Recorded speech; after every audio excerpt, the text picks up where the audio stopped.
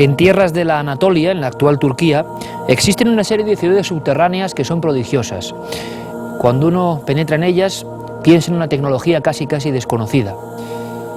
Urbes como edificios o rascacielos, pero que crecen hacia abajo, bajo la superficie.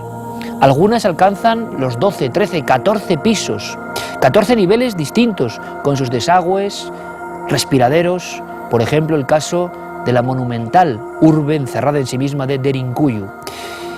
Encima, vigilando todo este entorno extraño, como si algunas ciudades se escondiesen de algún enemigo que para nosotros es desconocido, aparecen unas cabezas prodigiosas que para muchos representan la efigie del mítico rey Antíoco.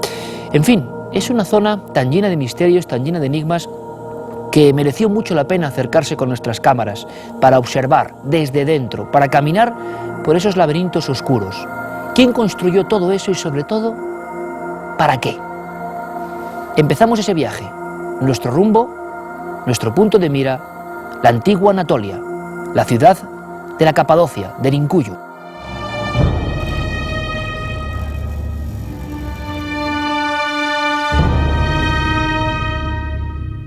Dicen que este es uno de los mayores espectáculos naturales de los que puede disfrutar el ojo humano.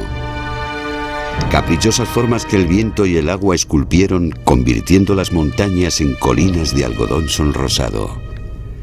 Así es la Capadocia, una hermosa región en pleno corazón de Turquía que guarda bajo su suelo uno de los mayores misterios del mundo.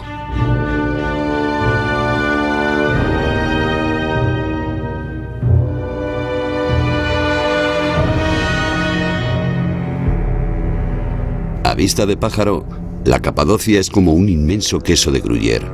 Miles de casas que se reparten excavadas por diferentes formaciones montañosas crean un paisaje digno de una película de ciencia ficción.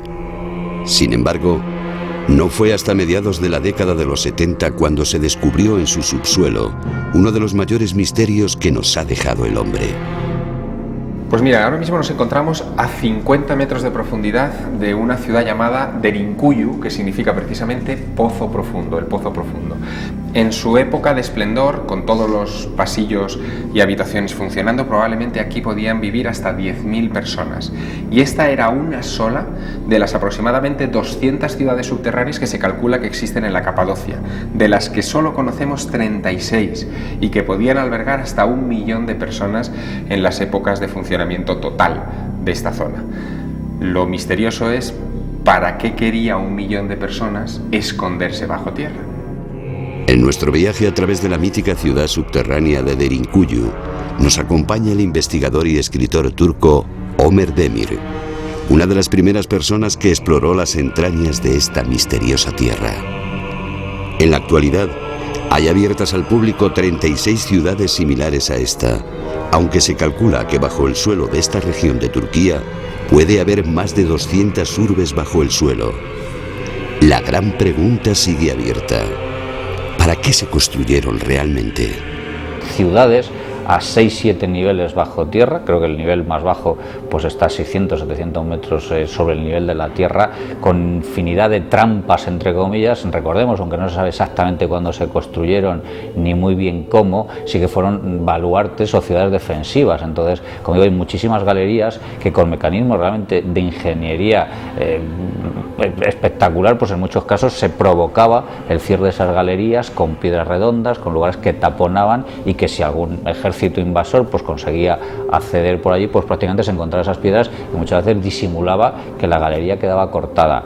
En un punto son bastante claustrofóbicas. Hoy en día, bueno, es uno de los atractivos turísticos de Turquía, y hay luces y, como digo, pues guías y te explican, y hay incluso mapas a la salida, pero en cualquier caso pues hay algunos lugares que son bastante pequeñitos, donde hay casi pues que rectar, y no nos hacemos realmente, sí nos hacemos idea, pero no pensamos, pues como decimos, eso eran ciudades con, no voy a decir tiendas, pero sí lugares de abastecimiento de comida, lugares de agua, porque como decimos, eso pues se construyó para evitar asedios, o por lo menos conseguir sobrellevarlos. Vivían miles de personas en ellos, y como digo, es un auténtico hormiguero.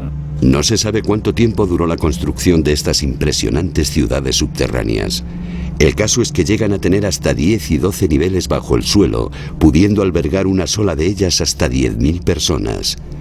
Lo más increíble es que sus moradores cavaban pozos hasta dar con corrientes de agua, de forma que podían sobrevivir sin salir de ellas varios meses. Descubrí que la tecnología que se empleó para construir pozos como este o sistemas de comunicación, de megafonía, como los que hay en otras plantas, tuvo que ser el producto de una civilización con una concepción urbanística que ningún historiador atribuye a pueblos que vivieron hace 2.800, 3.000 o 4.000 años.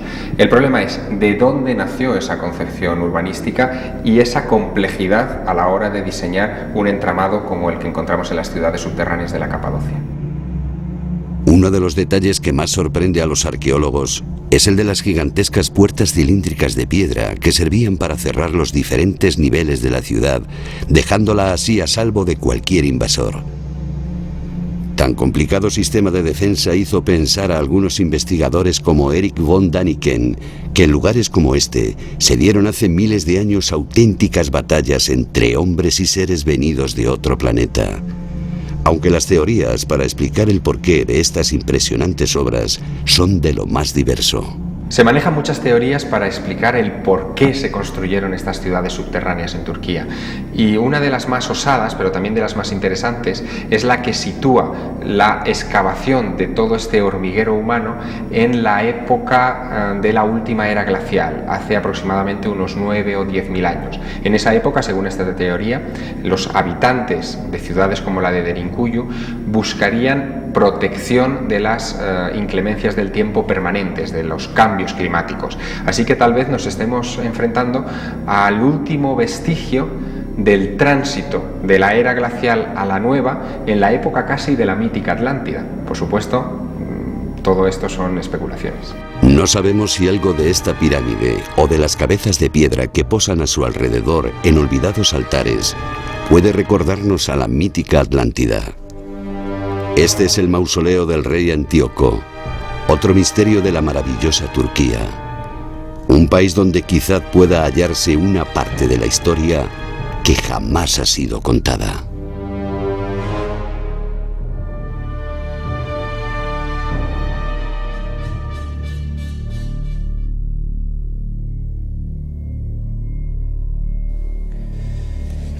Nuestro compañero Javier Sierra, autor de este bestseller, La Ruta Prohibida, ha permitido que le acompañemos y nos ha hecho de guía en este lugar maravilloso, uno de los iconos del mundo del misterio.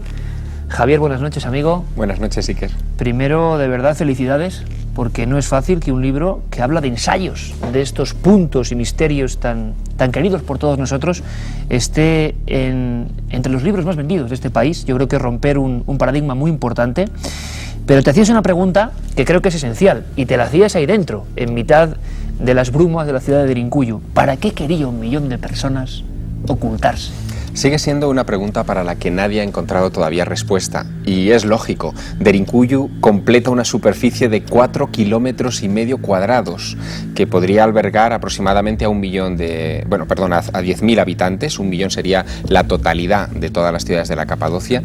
Y hay además más misterios, de los que no se habla en el vídeo, pero que siguen atenazando la imaginación de los investigadores. Por ejemplo, hay muy pocas cocinas en todas estas ciudades subterráneas. Hay en la ciudad de Derinkuyu apenas 4 o 5 estancias que se cree que se utilizaron para cocinar. Algunos piensan que lo que no querían sus habitantes era que el humo alertara de la existencia de esta especie de civilización cavernícola subterránea a posibles invasores del exterior. Hay también muy pocos aseos, muy pocas zonas, digamos, con fosas sépticas, pero las hay, es decir, esa tecnología está incorporada en todo este lugar, pero mínimo. Eran como ciudades solamente para estar, solamente para esconderse o para esconder algo, pero por desgracia cuando se abrieron en 1963 estaban vacías. No había nada. 1963, Javier, no se sabe apenas nada, se intuye que están las ciudades, pero no se han abierto, no se han recorrido estos pasadizos. De verdad, la sensación, ¿se imaginan esto lleno de gente? 10.000 personas, una ciudad bajo tierra, un hormiguero humano. ¿Por qué? ¿Por qué todo esto? Bueno, a mí el tema de las civilizaciones subterráneas siempre me ha llamado mucho la atención. He estado investigando túneles en Perú, estancias subterráneas en Ecuador, ahora estas ciudades subterráneas en la Capadocia, y a todas esas preguntas se añade una que también se encuentra, por ejemplo, cuando estudias la excavación de ciertas tumbas en Egipto. Y además, cómo se iluminaban. Es decir, cuál era el sistema que permitía que un tráfico de personas intenso bueno, pues pudiera manejarse en ese laberinto. Luego hay muchísimos enigmas al respecto, y lo que parece mentira es que las autoridades arqueológicas turcas todavía no puedan darnos unas explicaciones convincentes, pese a que más de la mitad de las ciudades subterráneas que hoy son visitables están cerradas al público. Por ejemplo, en el caso de Derinkuyu hay aproximadamente unos 8 o 9 niveles que no son visitables, o sea, 8 o 9 pisos por debajo de los visitables. ¿Se sabe lo que hay? Sí, se sabe lo que hay.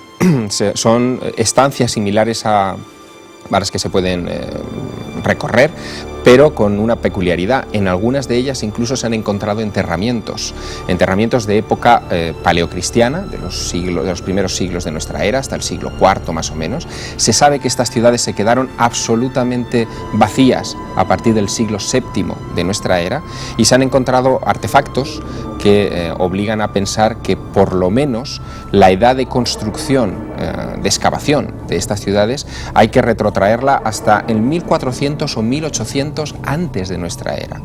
Es decir, que estamos hablando de algo que sorprendió a esos habitantes hace pues más de 40 siglos, que les obligó a esconderse de algo que no sabemos lo que es.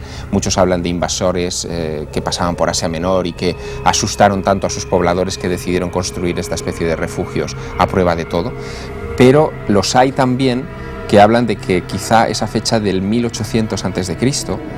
Sea una fecha temprana, que esas ciudades se excavaron mucho antes. Al parecer hay que atrasar las manillas del reloj, quizá para colocarnos, Javier, en una edad de oro en la que ocurrieron muchas cosas en algunos puntos del planeta, cosas prodigiosas, como la tecnología hidráulica que se oculta en Derinkuyu. Miles de personas viviendo ahí como un hormiguero humano, protegiéndose de algo como en un búnker de tiempos remotos. Vamos a descubrir muchos más elementos significativos y curiosos con un guía de excepción, nuestro compañero y amigo Javier Sierra. Y me gustaría abrir un pequeño paréntesis un poco emotivo, y me gustaría además que viesen precisamente algunas portadas. Son los años 70, final de los 60, principios de los 70, y en los kioscos españoles y en las librerías empiezan a surgir títulos impactantes, sobre todo a raíz del éxito de un avispado hostelero suizo, Erich von Däniken, que en títulos como Regreso a las estrellas recorre el mundo y nos va contando anomalías de este tipo. ¿Qué vio la mujer de Lot, del gran Marius Jaget, hablando de explosiones en la antigüedad? Ejemplos un tanto bizarros, es así, pero curiosísimos, que eran bestsellers en la época. Por ejemplo, Pero estuvieron aquí, vean qué títulos. Robert Charroux, el nunca bien ponderado Robert Charroux, investigador de los archivos ocultos de la historia, y él titulaba 100.000 años de historia desconocida. ¿Qué decir? Hubo libros como Guía extraterrestre del planeta Tierra. Se tenía clarísimo que todo este tipo de curiosidades que no encajaban pertenecían por creencia a seres extraterrestres. Y grandes ejemplos, bestsellers europeos de su época como Tierra sin tiempo, Peter Colosimo. Pero estos libros, ¿cómo hemos disfrutado? Por ejemplo, nuestro querido Juan Antonio Cebrián también ha disfrutado mucho de estos libros, ahora que le echamos tanto de menos y le hacemos también nuestro particular homenaje a nuestro compañero de La Rosa de los Vientos. Libros que nos marcaron a todos, ¿no? Y que están ahí y que hablaban de Derinkuyu, Javier, como un lugar que estaba hecho por algo muy concreto. Bueno, porque en el pasado pasaron cosas asombrosas que la historia oficial no cuenta. Claro, hay que tener en cuenta que las ciudades subterráneas de Capadocia se descubren por accidente en 1963, barriendo unos sótanos debajo de unas casas en Derinkuyu. Incluso los habitantes de Derinkuyu se formulaban muchas veces la pregunta de por qué su pueblo se llamaba así. Es un pueblo de 4.000 habitantes que significa en turco pozo profundo. Pozo profundo. De repente descubren que esos pozos de los que ellos se han estado abasteciendo de agua están jalonados por una serie de corredores subterráneos que se extienden por kilómetros y kilómetros, que incluso están conectados con otros hormigueros humanos a 8 o 9 kilómetros de distancia. Conectados por gigantescos túneles. Exactamente, que hoy están colapsados. Fíjate que se ha hecho un censo de las salidas que tienen estas ciudades subterráneas en toda esa región de la Anatolia central, en la Capadocia, y se han censado, se han catalogado 600 entradas a ciudades subterráneas. 600. Bueno, ¿y quién construyó esto? ¿Con qué tecnología? ¿Con qué previsión? ¿Con qué mapas? ¿Con qué alzadas? Bueno, la tecnología parece que era una tecnología rudimentaria porque la piedra es fácil de tallar, pero digamos que el concepto de ingeniería para trazarlo no es tan simple, porque estamos hablando de hasta 18 niveles por debajo de tierra, niveles que se entrecruzan, que no siempre están paralelos. Hay una parte de las ciudades que está a cierta altura, otra a otra distinta, siempre con galerías de unos 60, unos 70 metros de alto para personas que no eran necesariamente gigantes, eran personas de una estatura bastante pequeña. Y hay una cosa que es muy llamativa, que aquellos señores que construyeron las ciudades subterráneas de la Capadocia tenían un control de los sistemas de ventilación que ya quisiéramos hoy en muchos edificios modernos. ¿Aire acondicionado en la antigüedad? Sí, señor, algo así, porque incluso, y yo he hecho la prueba, en un nivel -7, es decir, a 7 pisos por debajo del nivel del suelo, junto a una de esas chimeneas de ventilación, uno puede encender un cigarrillo y ver cómo el humo caracolea hasta el exterior. Es increíble, absolutamente increíble. La sensación, incluso a un nivel -10, -12, -13, es de que circula el aire, de que hay aire fresco, no hay agobio. Tú has entrado en la Gran Pirámide, por ejemplo, o en tumbas egipcias, donde en cuanto hay 5 personas en una sola estancia, uno empieza a pasarlo mal. Sensación de claustrofobia y de asfixia. Esa sensación no se encuentra en estos corredores. Y una cosa, Javier, nuestros compañeros de realización han puesto esta imagen. Ese gigantesco redondel de piedra también tiene un enigma y también llama mucho la atención de estos pioneros de lo que se llamó astroarqueología. Bueno, tiene un enigma porque la roca con la que están hechas esas piedras redondas que sirven para bascularlas y cerrar esos corredores, los antiguos lo llamaban tirgis, y están hechas de una piedra que no es la piedra de las ciudades subterráneas, es una piedra mucho más dura, de una dureza superior, y que convierten prácticamente inexpugnables estas galerías, porque esa roca, por mucho que se quiera abatir desde el exterior, al estar anclada en un carril muy profundo, es imposible de desplazar, salvo haciéndola rodar desde el lado, digamos, interior. Pero a partir del nivel -3, -4 empezaba lo serio, empezaba la ciudad fortificada, porque estamos hablando de auténticas fortalezas, de auténticos bastiones defensivos, pero sin que sepamos quién era el enemigo. Y no solo eso, hay documentos que estamos viendo, gráficos de algunos oratorios, como decía Javier Sierra, con efigies de estilo bizantino dramáticas, ¿no?, en su expresión, porque diferentes culturas, unas perseguidas, otras perseguidoras, fueron asentándose en Derinkuyu, como el que se encuentra una obra ya finalizada, realizada para algo. Y aquí entramos en el campo de las hipótesis, que es apasionante. Estos libros, decíamos, dentro de su ingenuidad, pero que también nos mostraron el espejo de otras cosas que la arqueología oficial, pues rechazaba, pero que están ahí, que son materia y piedra dura, hablaban de posibles diluvios, posibles incluso explosiones. ¿Qué sabemos hoy? ¿Qué podemos decir? Bueno, las teorías para tratar de explicar las ciudades subterráneas de la Capadocia han sido muchas y muy salvajes. Imagínate que incluso se calcula que fueron en torno al 1.000.000 de personas las que podrían albergarse en estos lugares, pero es que en la actualidad no hay 1.000.000 de personas viviendo en la Capadocia, en esa región. En el mundo antiguo se cree que todavía menos, es decir, que o nos estamos refiriendo a una época de la que hemos perdido completamente la memoria histórica, y ahí es donde entran las especulaciones que hablan que estos refugios se pudieron haber esculpido, tallado en la piedra, pues en torno a hace 9.000 años, en vez de hace 4.000 años, hace 9.000. Hace 9.000 años... Esa franja es muy interesante, ¿verdad? Es muy interesante, porque hace 9.000 años ocurrió algo en este planeta que hoy está increíblemente de plena actualidad. Ocurrió un cambio climático. Los polos, los casquetes polares se deshelaron, subió el nivel de las aguas, cambió el perfil costero de todo el planeta, de todos los continentes del planeta.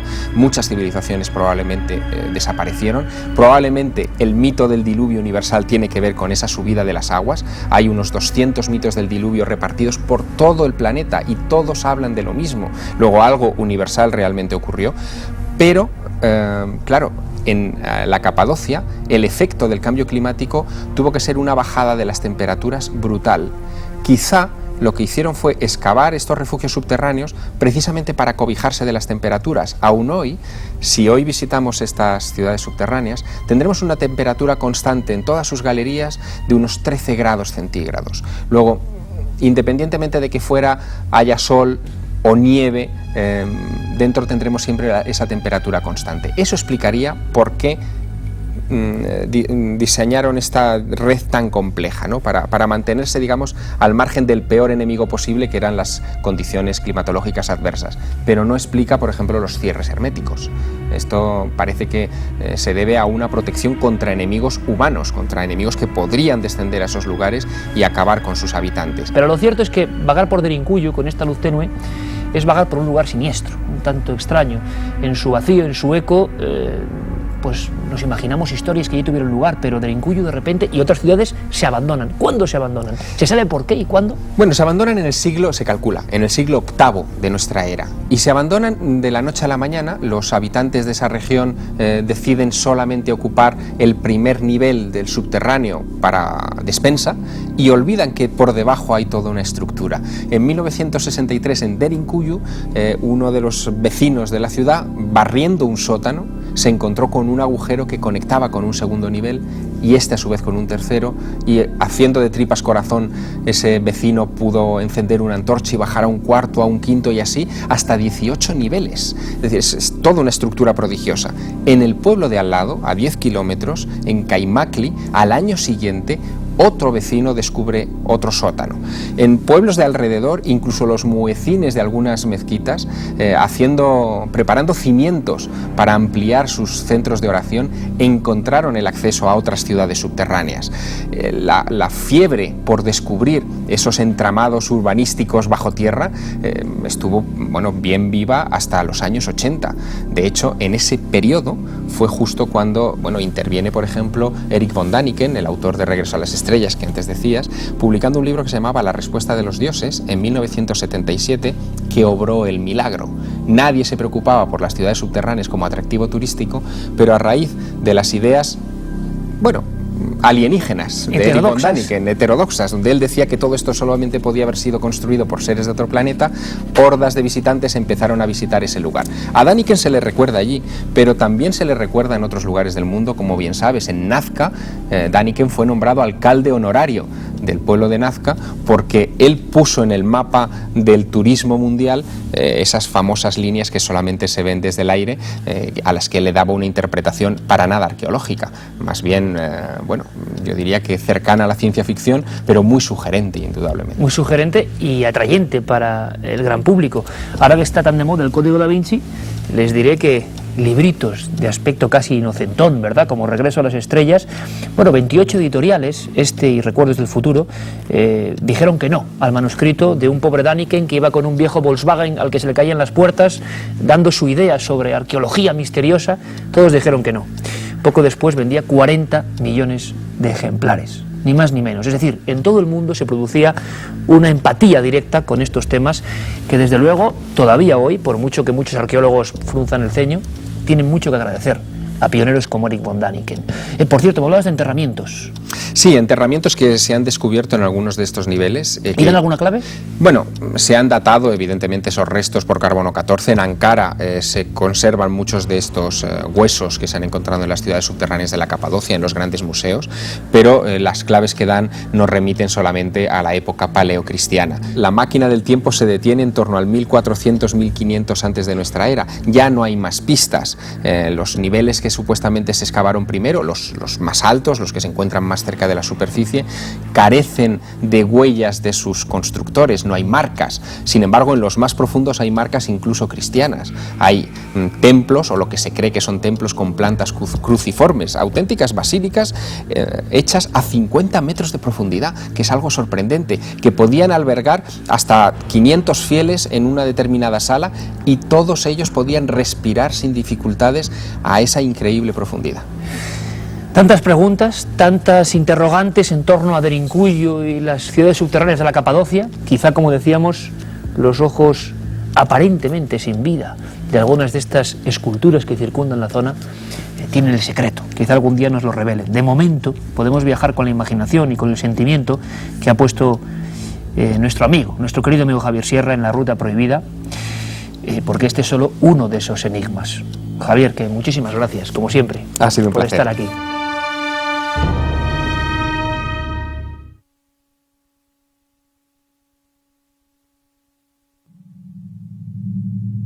Es curiosa la paradoja histórica y arqueológica de que sepamos prácticamente todo, es más, somos hijos un poco a nivel legislativo y urbanístico de Roma, que no sepamos prácticamente nada de los que estuvieron antes, en esos mismos lugares, en las 7 colinas. Llega al punto de no conocerse prácticamente el significado, origen y descifrado de su idioma. Su escritura sigue siendo una especie de mapa ignoto. Les hablo evidentemente de los etruscos, que se hicieron célebres por su enigmática sonrisa, la sonrisa de aquellos que viajan al más allá como sabiendo lo que hay en el otro lado. Muchos historiadores desde tiempo remoto hablaron de esa fascinación por la oscuridad, por lo diabólico, por lo extraño del pueblo etrusco, que desapareció, que fue absorbido por los romanos de una forma tan poco aclarada. Recientemente, les hablo de las últimas 3 décadas del siglo XX, las excavadoras, las palas, los accidentes en ocasiones iban descubriendo las últimas ciudades de los etruscos.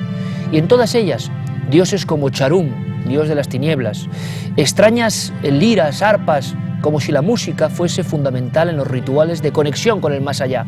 Y como ocurría en la antigua Grecia, la sensación de que esas primitivas culturas tenían misterios donde todo el mundo participaba, ensoñaciones, visiones, incluso dicen algunos, la ingestión de plantas tóxicas.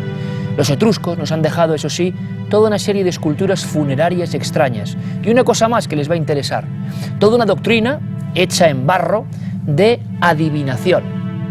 Sacaban el hígado a sus víctimas, animales o humanas en ocasiones, y leyendo el hígado sabían lo que estaba por venir.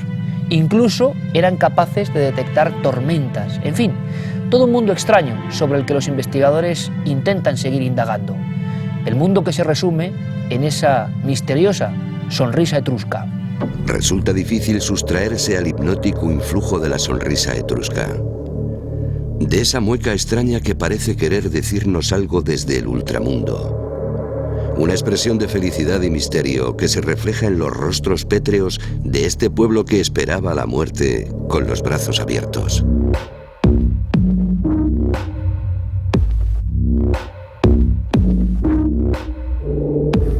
Es muy difícil sustraerse al extraño influjo que produce en el hombre moderno la expresión de los etruscos.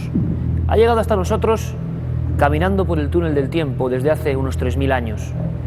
Una extraña cultura enigmática que desafiaba la muerte y que se adentraba en ella con una misteriosa sonrisa. Se ha hablado mucho de la sonrisa etrusca. El escritor José Luis San Pedro le dio fama internacional con una novela de gran recuerdo. Sin embargo, estar delante de estas piezas, cara a cara con ellas, nos produce un extraño abanico de sensaciones. Es como si aquellos guerreros y sacerdotes no tuvieran ningún temor a lo que tanto miedo nos da, el umbral del más allá. Yo les invito a la experiencia, a tomar esta lupa que hace posible la televisión y la tecnología y a sumergirnos y a que ustedes nos cuenten qué sienten.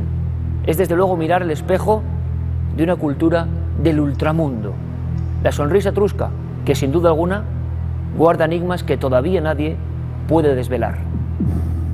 En pleno siglo XXI, los etruscos siguen siendo en gran parte un enigma.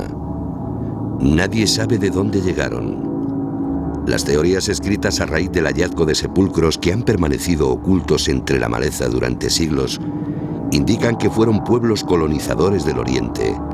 Otros estudiosos, sin embargo, aseguran que una cultura autóctona de costumbres extrañas, dioses insólitos y escritura casi indescifrable se instaló en la península itálica hace más de 3000 años. Observando algunas de las piezas más antiguas que han llegado a Madrid, nos topamos de inmediato con tradiciones funerarias estremecedoras. Aquí están los vasos canopes, quizá de origen egipcio, recipientes donde se introducían las vísceras del difunto después de ser interpretadas por los sacerdotes en un ritual del que apenas nada sabemos. Estas caras que nos miran y sonríen desde el otro lado son las de una gente que sabía leer los signos del cielo. los ahuyentadores de tormentas y los adivinadores a través de la visión de la bóveda celeste tenían un enorme poder. Estos últimos poseían unos textos, los Libri Fulguralis, donde se detallaba la observación, interpretación y conjuro de los rayos.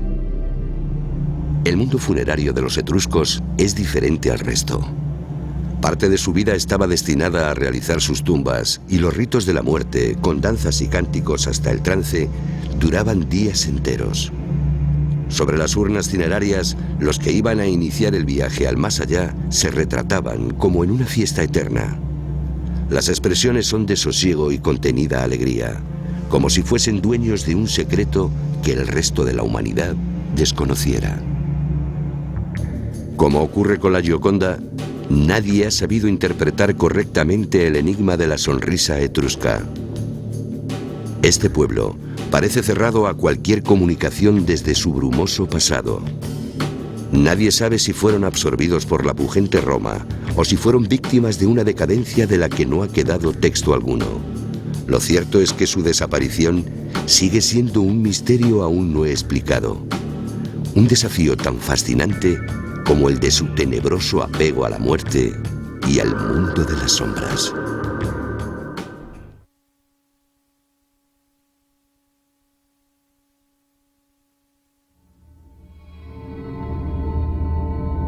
Es la única de las 7 maravillas del mundo que aún queda en pie, que provocaba el mismo impacto seguramente hace 2500 años que ahora. Todavía sigue habiendo personas que discuten precisamente la cronología, al igual que ocurre con la Esfinge, su solitaria compañera.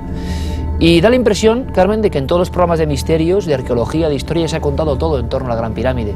Y sin embargo, los últimos años del siglo XX fueron absolutamente pródigos, pasadizos nuevos, y la sensación de que esa inmensa mole, cuando uno está debajo en la Cámara del Caos, hay 2,5 millones de bloques de piedra que se sienten ahí arriba, sigue habiendo hueco para la sorpresa, sigue habiendo zonas inexploradas de la Gran Pirámide, ni más ni menos. Sí, la Gran Pirámide y todo Egipto siguen dando cada año nuevas sorpresas. Además, como bien decías, Iker, hay muchos misterios todavía en torno a estas construcciones. No se sabe si verdaderamente hubo gente enterrada dentro de ellas o si no fue así, o cómo llegaron incluso a la cámara del rey, la que está más arriba del todo, casi en la cúpula hay un sarcófago, y qué uso tenía este sarcófago, o cuando te encuentras en la Cámara del Caos y notas toda esa presión, una cámara además bastante especial. Pero vamos, si quieres, a verla en el reportaje, porque vamos a descubrir muchos de los misterios que todavía se esconden tras esas miles de piedras. Claro, porque hay muchas zonas que no son tan conocidas. Se conoce la pirámide por fuera, sobre todo, pero ¿y su mapa interno? Nosotros hemos estado algunas veces en esas pirámides, incluso y lejos, oscuras, en la Cámara del Caos, que nos dejaron encerrados. Y lejos del turismo, lejos de la sensación de que la gente acude a hacer unas fotos y, como es lógico, a sentirse un poco en su sombra, hay muchas cosas que no se explican. ¿Por qué no hay un solo jeroglífico?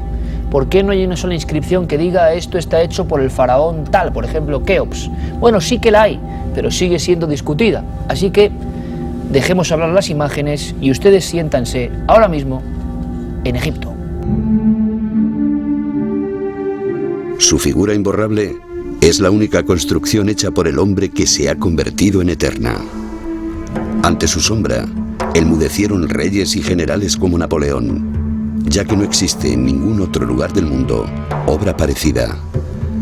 Las pirámides de Gizeh son, según la historia oficial, las tumbas de los reyes egipcios de la cuarta dinastía, Keops, Kefren y Miquerinos. Pero no es solo la autoría de las mismas la que está llena de misterio. Es sobre todo su verdadero significado, su mensaje inmemorial, lo que ha hecho que sobre ellas se ciernan infinidad de enigmas aún por descifrar.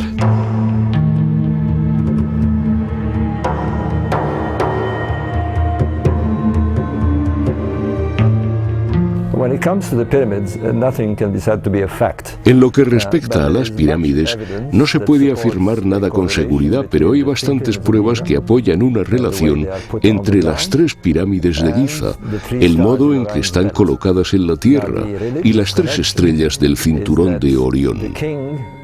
La conexión religiosa consiste en que el rey, al morir, su alma asciende al cielo y se une a las estrellas, en concreto a las estrellas de Orión y también a las estrellas del hemisferio norte. Sabemos que ascendía a esta región del cielo, que es la constelación de Orión, y la constelación de Orión se identifica con Osiris, el dios de la resurrección, con quien el rey iba a unirse, del mismo modo que nosotros vamos hacia Jesús y nos convertimos en parte de su reino en los cielos. Es sin duda de las tres pirámides, la de Keops, conocida como la Gran Pirámide, la que más secretos alberga y más discrepancias entre los arqueólogos ha suscitado. 2,5 millones de bloques de piedra y 137 metros de altura hacen de ella un coloso con el que no ha podido el paso del tiempo, siendo la única maravilla del mundo antiguo que todavía permanece en pie. Dentro existen 3 cámaras que son de fácil acceso, cuya verdadera función se desconoce. Pero quedan sin duda más por descubrir. La conexión está ahí. Dentro de la Gran Pirámide también hay varios conductos, 2 conductos que se dirigen hacia el sur y 2 que se dirigen hacia el norte. Se creía que eran conductos de aire, pero ahora sabemos que están alineados con las estrellas. Uno de estos conductos apunta al cinturón de Orión, estas 3 estrellas del cinturón de Orión. Hay sobre la pirámide de Keops toda una serie de datos objetivos que estremecen a cualquier arquitecto que se acerque hasta sus entrañas. Si se pusieran todas las piedras que la forman en fila india, estas darían la vuelta a la Tierra por el Ecuador. En la cámara conocida como la del faraón, hay bloques de granito rosa perfectamente cortados, pulidos y encajados, que pesan más de 150 toneladas y que fueron transportados desde una cantera situada en Asuán, a más de 1000 kilómetros. Sin duda, la tecnología que se empleó en su construcción sigue siendo un misterio. Yendo más reciente, Graham Hancock, en su libro Símbolo y Señal, habla de que tanto los egipcios como los constructores del Templo de Salomón tenían la misma tecnología, y esta tecnología se llama el shamir o shamer, y el shamir sería una especie de láser que daba la fuerza motriz a las herramientas necesarias a labrar la piedra y a la vez a hacer taladros perfectos, miles de veces más precisas que los taladradores convencionales, ¿no? En el año 820 después de Cristo, el califa turco Al-Mamun llegó hasta Lizet y rompió a base de grandes hogueras y de la fuerza de martillos de hierro el recubrimiento de la Gran Pirámide, siendo el primero en penetrar en su interior. Pero dentro halló lo mismo que hoy nosotros podemos contemplar, simplemente salas vacías. Debajo del gran gigante de piedra se sitúa la Cámara del Caos, en su base la Gran Galería y en su corazón la supuesta tumba del faraón sin ninguna momia ni resto mortuorio alguno. En los últimos 10 años ha aumentado la creencia de que existe una cámara secreta. Hubo una expedición con robots dentro de los conductos. Estos conductos que apuntan a las estrellas, en la cámara de la reina y al final de ambos conductos, el del norte y el del sur, encontraron el conducto bloqueado por una pequeña puerta, y la gran pregunta es: ¿qué hay tras esas puertas? Hemos estado esperando desde hace 15 años a que el Departamento de Antigüedades abra esas puertas, pero por ahora no lo han hecho. La posibilidad de que haya una cámara tras esas puertas es muy alta. Lo que pueda contener, nadie lo sabe. Mi conjetura y mi esperanza es que contenga inscripciones. De las 3 cámaras de la pirámide, ni tan siquiera se conoce su verdadero nombre, ya que no hay textos escritos que nos describan su auténtica función. La inferior, la que está bajo la gran mole de piedra, pudo ser un primer intento de tumba del faraón Keops, o bien representar el inframundo. La conocida como Cámara de la Reina, de la que salen 2 respiraderos que nos transportan por un oscuro y estrecho túnel hasta puertas escondidas, podía representar el mundo de los vivos. La gran galería, el enorme pasillo que nos lleva hasta el habitáculo superior, podía representar la ascensión del fallecido hasta el mundo en el que gobiernan los dioses. Y por último, la sala forrada de granito rojo donde supuestamente descansó el cuerpo del faraón, el mundo del más allá, a cuya puerta estaría el mismísimo Osiris. Yo siempre he manifestado que la Gran Pirámide es una especie de gran enigma multimedia, en el sentido de que, bueno, pues tenemos problemas no solamente astronómicos, tenemos problemas de significado, quién realmente se pudo haber enterrado allí, para qué, cómo se trabajó la piedra, con qué métodos se lograron esa orientación hacia las constelaciones o hacia las estrellas de una manera tan precisa hace casi 5.000 años. Yo creo que todo eso nos está haciendo ver que efectivamente la cultura egipcia, en estos primeros estadios de su cultura, estamos hablando de la cuarta dinastía, hacia el 2300, 2400 más o menos antes de nuestra era, manifestaba una serie de avances que hoy quizás nos puede llamar la atención, pero que todavía tienen mucho que decir. Viejos conocimientos que un día, nadie sabe cómo, se perdieron y que hicieron de Egipto el país más asombroso que existió en toda la antigüedad. Una fascinación que hace que todos los años lleguen hasta orillas del Nilo más de 10 millones de turistas, buscando rincones que todavía huelen a una magia que marcó el nacimiento de las viejas civilizaciones. Están viendo la efigie de la diosa Leona. Nos encontramos ahora mismo dentro del templo de Karnak, uno de los lugares más sagrados que existe en el antiguo Egipto. Estamos ahora mismo en la capilla de la diosa Sekhmet, la diosa de la guerra. Hasta este lugar acudieron en la antigüedad miles de guerreros para encomendar sus almas antes de ir a la batalla.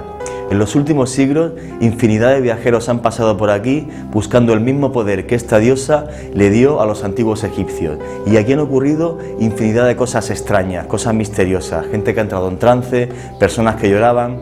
¿Quién sabe? Quizás ese antiguo poder todavía se puede palpar en este lugar.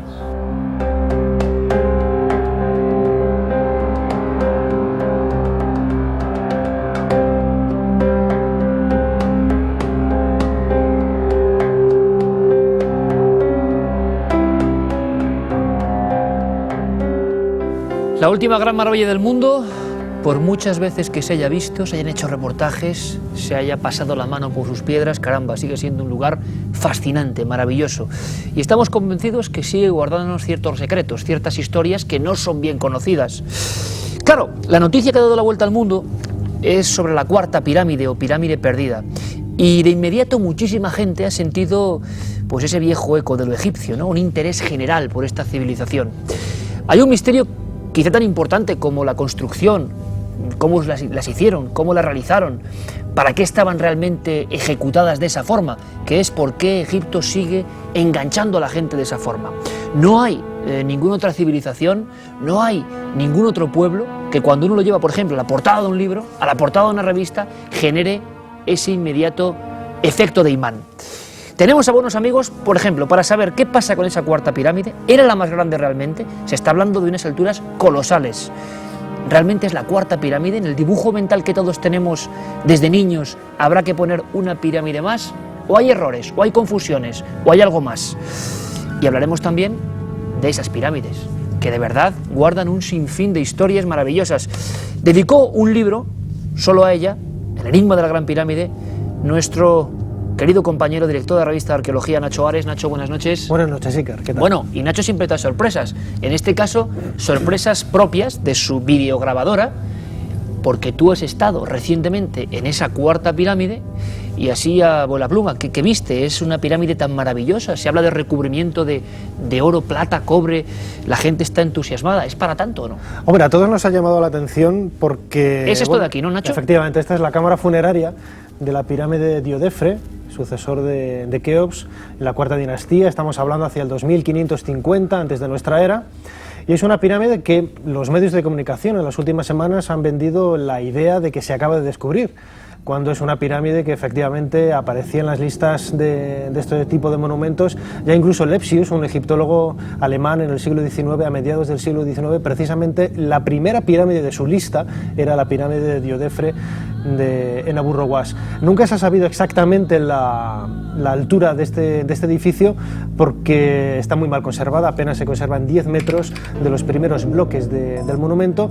Se ha calculado que por la angulación de estas paredes, entre 47 grados o 52, pues tendría una altura máxima de unos 60 metros de altura, aunque las noticias, como comentabas ahora, en las últimas semanas se decía de incluso una angulación de 64 grados, lo que nos llevaría a una pirámide realmente extraordinariamente alta.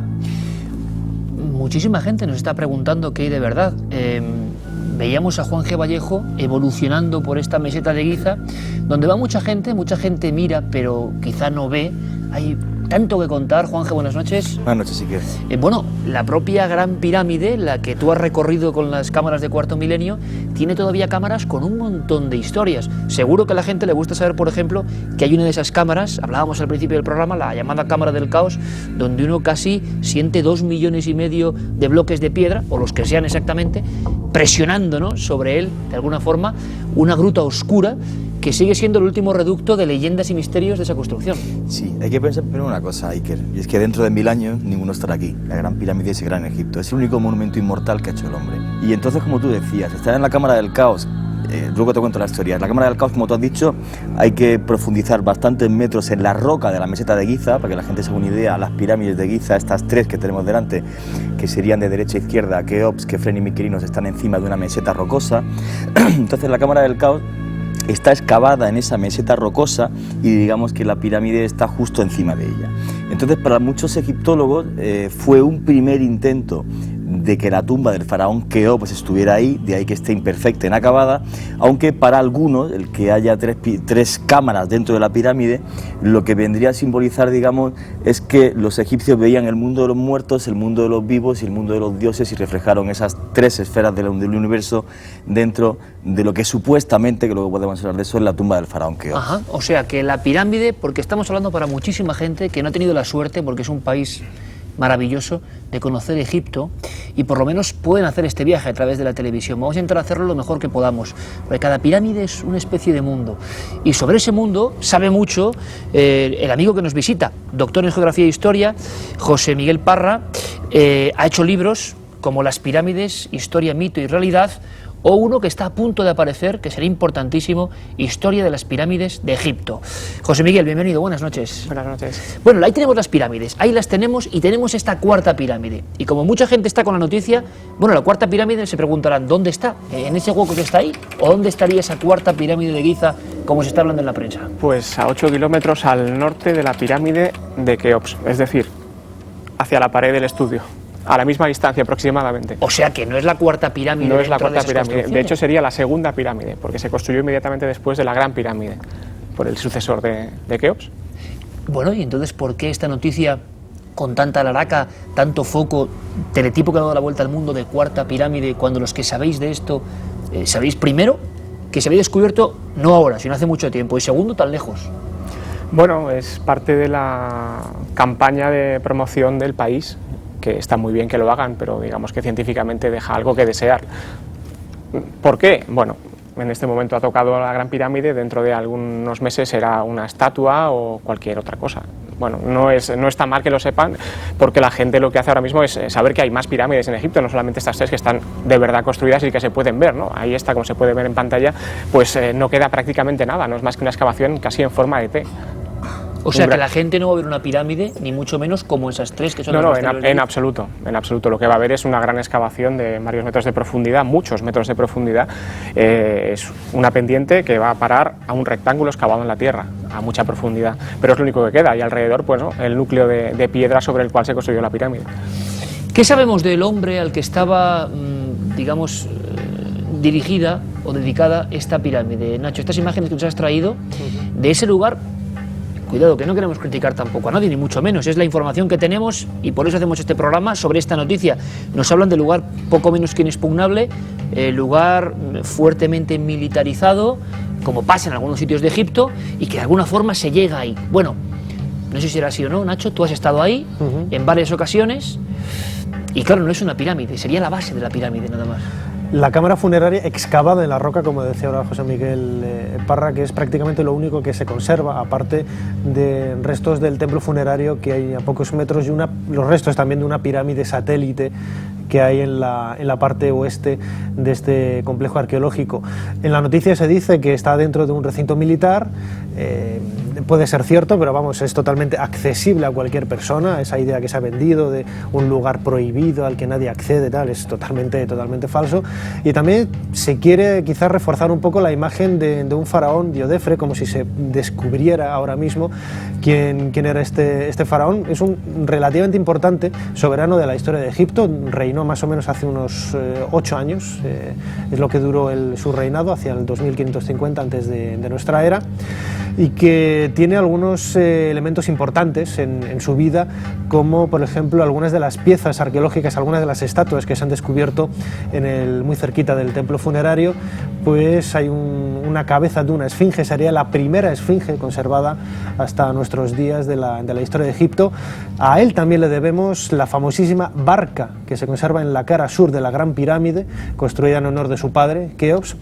Y también hace muy poquitos años un investigador, Basile Dorbev, francés, que los franceses llevan excavando en Abu Rowas desde el año 1995, lanzó la teoría Están excavando, Nacho, permíteme, hace 13 años, sí, pero se está hablando de descubrimiento actual. Sí, bueno, pero esto es una campaña mediática para un programa de televisión, como todos sabemos, que aquí en España se emitirá en el mes de septiembre.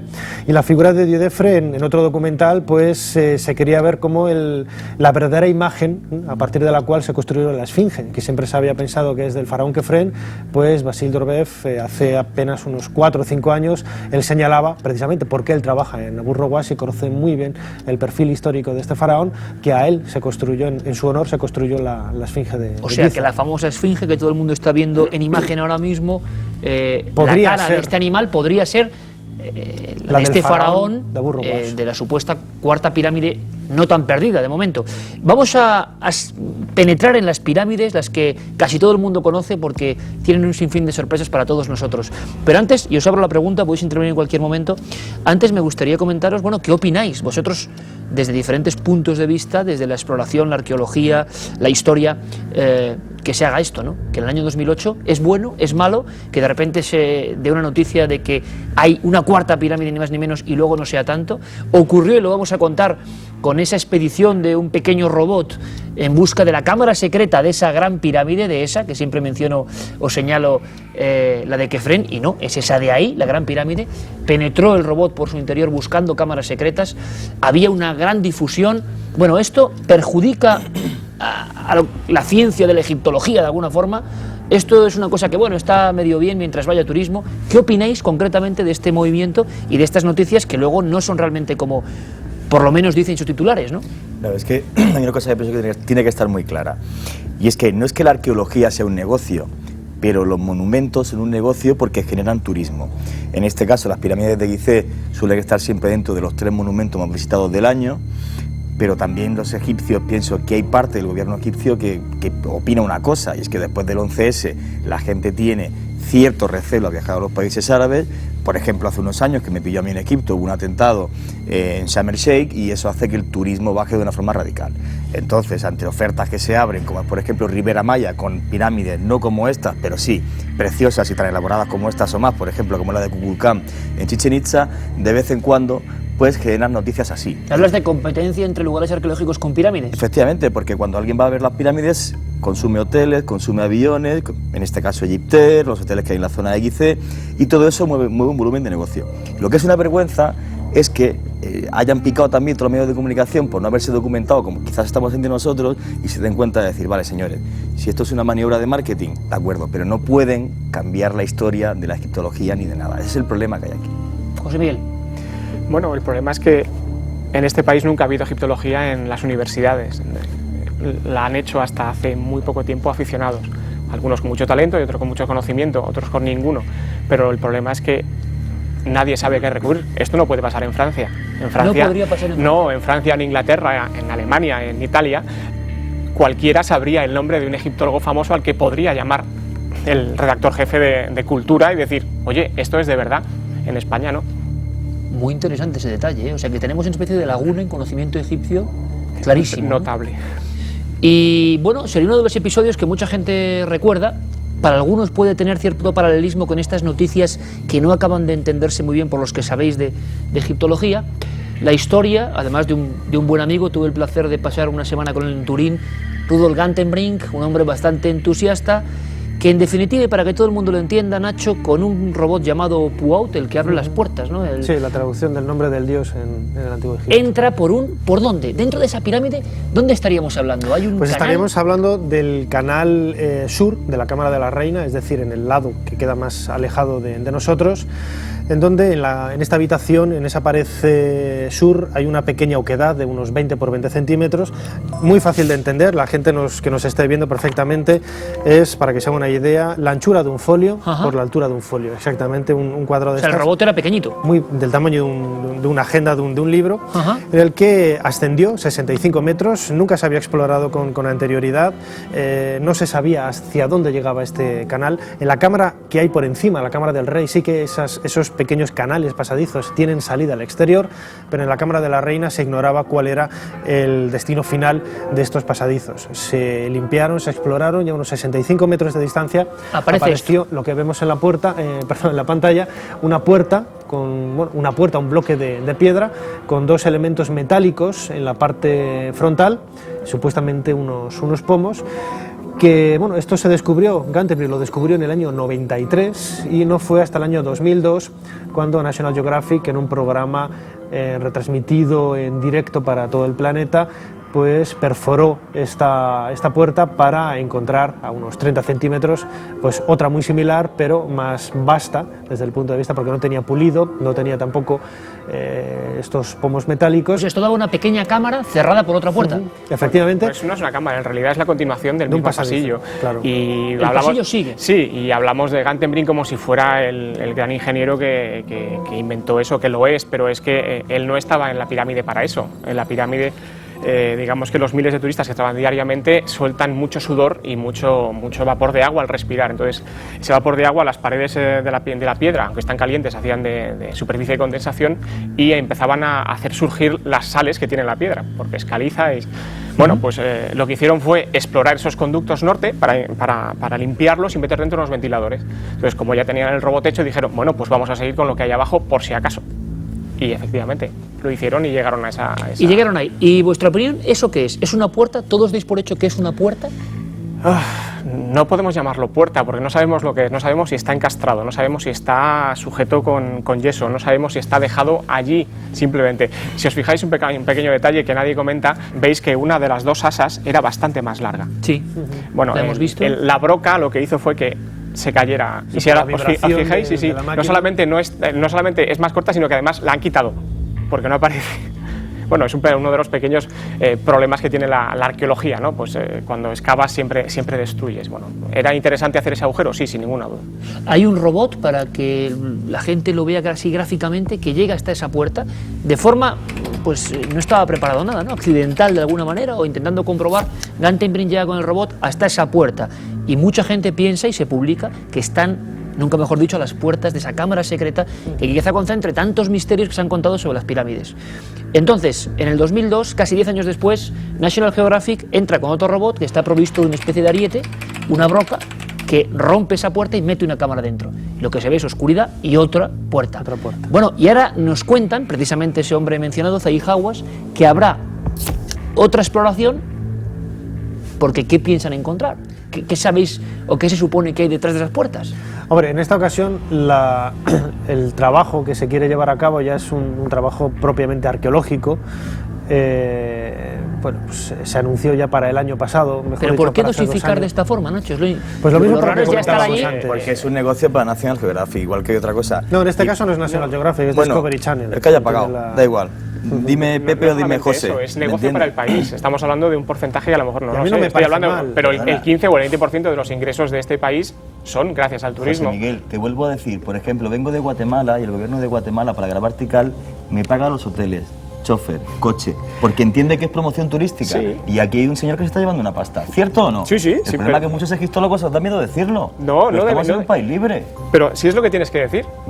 Yo me estoy metiendo con él. Voy a Egipto este verano. Vale, O sea, hazlo. Si me dejan a Rudolf Canterbury, perdón, que fue el que descubrió esa puerta, no le dejan entrar. Ahí también hay una leyenda que es cierta y que quizá la gente, bueno, estas pequeñas disputas, ese hombre, bueno, me lo contó Nacho, el que mete el robot ahí, le negaron la entrada en Egipto después, Sí, durante ahí- no sé cuántos años. Ahí hubo un problema que en ese sentido los egipcios son muy celosos. Y Es se habló de decir, que podía estar descubriendo cosas que no se querían enseñar, ¿mito o no? Yo creo que eso es más mito conspiranoico, en el sentido de que Canterbury lo que hizo fue también un poco despechado porque el hallazgo que él había realizado, los propios egipcios no se hacían eco, No lo por menos contemplaban. no lo contemplaban, hasta que él, gracias a Robert Bauval precisamente, lo dio a conocer al mundo entero en el periódico The Times, creo que fue. Entonces, fue ese momento, a partir de entonces, cuando las autoridades egipcias, hoy por hoy, son bastante estrictos. José Miguel Parra lo conoce muy bien porque él trabaja en el proyecto Yehuti. Es imposible que un jefe de excavación de misión arqueológica dé a conocer una noticia de un hallazgo importante en Egipto si no está respaldado por las propias autoridades. Es decir, que tienen que ser los propios egipcios, en este caso Zahi Hawass, el director del Consejo Superior para las Antigüedades de den a Egipto, conocer la quien noticia. haga este llamamiento. Ajá. Oye, cosa importante, ¿qué puede haber, entrando ya en materia de... supongamos que dentro de X años, o cuando digan estos señores, volvemos el mundo a saber qué hay detrás de la última puerta. Si es que hay otra puerta, porque igual hay una tercera puerta. Por lo poco que sé, parece que lo de las 3 puertas suele ser bastante corriente, eso es una ¿no? pauta muy común en este tipo de pasadizos. El modo en de el Imperio proteger Antiguo. los accesos es un triple rastrillo. Vamos. Triple rastrillo. José Miguel, Nacho, Juanje. Bueno, y imagino que os habréis hecho esta pregunta. ¿Y qué puede haber si al final se llega a algo? O el tercer robot o el cuarto robot llega a algo. ¿Qué veremos? ¿La cámara secreta de la Gran Pirámide? ¿Y qué secretos habría ahí? Es que Ojalá, pero no, seguramente será simplemente la continuación de lo que es el corredor, el pasillo.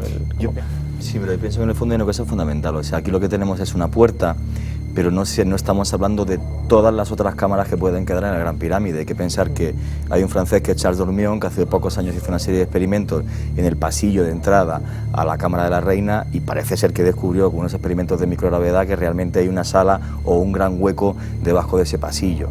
Yo, con sinceridad, pienso que la Gran Pirámide no solamente es la única maravilla del mundo antiguo que queda en pie, sino que la tumba de Keops sigue dentro, porque no hay ningún texto en absoluto que nos diga que la pirámide fue saqueada, luego cerrada, como defienden muchos arqueólogos, pero no hay ningún dato de dónde estaba ese sarcófago, además cuando llega el Mamun y es el primero que entra, no es que no encuentre un tesoro, no encuentra ni siquiera, aparece en los textos, ni un trozo de cerámica de la pirámide saqueada. Hombre, los turistas griegos entraban a verla. Heródoto entraba ahí, los romanos entraban ahí, todo el mundo lleva entrando en la pirámide milenios. Entonces, ¿por qué se cuenta que el Mamun fue el primero que entró a base de martillo? Porque en el 800, efectivamente, la entrada estaba cubierta del todo. Entonces, pero fíjate si sabían dónde estaba aproximadamente, que se equivocaron en 3 metros para abajo y 1 para arriba. Sí, pero al final, ¿alguien descubrió la tumba de Keops dentro? El sarcófago, ¿no te vale? No, para nada. Bueno, hay una gran pregunta, José Miguel, pero 2 millones y medio de bloques de piedra, 137 metros de altura, 146 originales. Hay una cosa que la gente piensa, es que los egiptólogos no queremos que haya más huecos dentro de la Gran Pirámide. Ojalá los haya. O sea, y los hay. Claro, pero... y además es que se sabe, claro, desde los descubrimientos del 87 de Dormión y Goidín, los japoneses después descubrieron lo que puede ser un hueco, que puede ser un pasillo, que es paralelo al que va de acceso a la Cámara de la Reina. Dormión volvió a comprobarlo y el encargado de la resistividad del terreno del TGV francés, el AVE francés, París-Lyon o París no sé dónde, resulta que ha hecho las pruebas y ha descubierto, oye, que aquí debajo me dicen los instrumentos que hay un hueco. ¿Debemos mirarlo? Por supuesto que sí. Caramba, tanto. No, eso sería extraño, ¿no? Al contrario. Oye, pero una cosa, Nacho, tú dices que podía haber una cámara ¿con qué? Con una, para que todo el mundo lo entienda, con una especie de figura Nacho, o... No lo sabemos. Nacho, no lo sabemos. y yo te digo, Eso ya se especula. perdona, pero Especula. lo que voy a decir es una pura especulación. 2 millones y medio de bloques de piedra, el mayor monumento que ha hecho el hombre. Si yo fuese el rey más poderoso de la antigüedad hace 4.500 años, ¿por qué no pude hacer la estructura de forma que la gente entre y vea lo que se ve, esas 3 cámaras, y tener ¿Cómo yo, que soy un dios en la tierra, voy a dejar que entren? Perdona, y aparte una cámara que todavía no se ha descubierto donde quede algo realmente, incluso el sarcófago de Keops, ¿por qué no? No, ojalá esté el sarcófago ahí. ¿Es posible o no? Claro que es posible, y nosotros, los egiptólogos, estamos deseando que haya algo. Porque entonces, José Miguel, ¿esto qué es? Mira, esto que estamos viendo Eso aquí... es un sarcófago de piedra que efectivamente debemos suponer porque que está en la cámara del rey, dentro de la Gran Pirámide. Bueno, en realidad... Porque decimos que es la cámara del rey. Por eso se llama así, porque está el sarcófago. Entonces suponemos que es allí donde se enterró. Pero no sabemos más. No, claro, es que... Bueno, vamos a aclararlo porque la gente sigue pensando que es que no se ha encontrado ninguna momia dentro de ninguna pirámide. Eso lo he oído muchas veces. Lo cual es completamente falso. O sea, de eso se sabe desde 1998 que los excavadores checos en Abu Sir encontraron la momia de Neferefre dentro de la pirámide de Neferefre. En el Museo de Imhotep en Saqqara, abierto hace 1 año y pico, está la momia de Marion Re que apareció en su pirámide. Es que hay dos grandes mitos, perdona Juanja, hay 2 cosas muy importantes porque yo estoy simplemente siendo portavoz, soy un amante de esa cultura, desconocedor total comparado con mis amigos, por supuesto, pero hay 2 cosas que siempre me han llegado y que os traslado. Una, precisamente esa, que no son tumbas. Mucha gente piensa que no son tumbas porque no hay jeroglíficos que indiquen aquí está enterrado el faraón. Y 2, que todo lo que vino después de estas pirámides tuvo una construcción mucho más defectuosa y todo el mundo comparaba, es como si nosotros hacemos ahora mismo la Torre Picasso o las torres de Madrid, las torres Europa estas, y luego dentro de 300 años solo sabemos levantar unas chabolas. Hay una especie de leyenda, o no lo sé, que habla de esos 2 factores, que son como la más alta cúspide de construcción que nunca volvió a ser igualada. Por eso mucha gente piensa que esto es otra cosa o más antigua. Es una tumba, la tumba. ¿Qué opináis? De Keops está, para mí, bueno, tú dirás, es la tumba de Keops. Si aparecen inscripciones dentro de la tumba, dentro de las cámaras de descarga donde pone el equipo de los borrachos de... Bueno, en este caso hablamos de Menkaure. El equipo de los borrachos de Menkaure ha construido esta pirámide.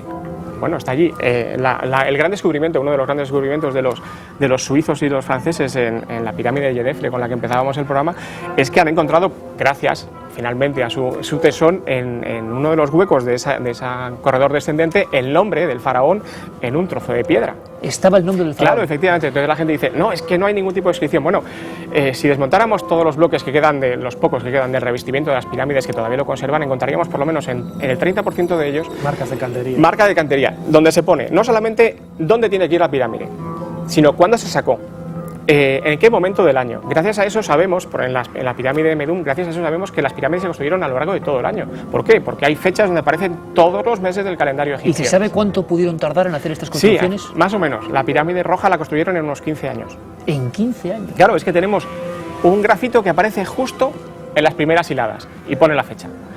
10 metros más arriba, otro grafito donde pone la misma fecha pero un año después. Y al final del todo, casi arriba, encontramos 3 grafitos donde pone la fecha del año 15 del reinado del faraón. Y bueno, pues aproximadamente sabemos cuánto construyen.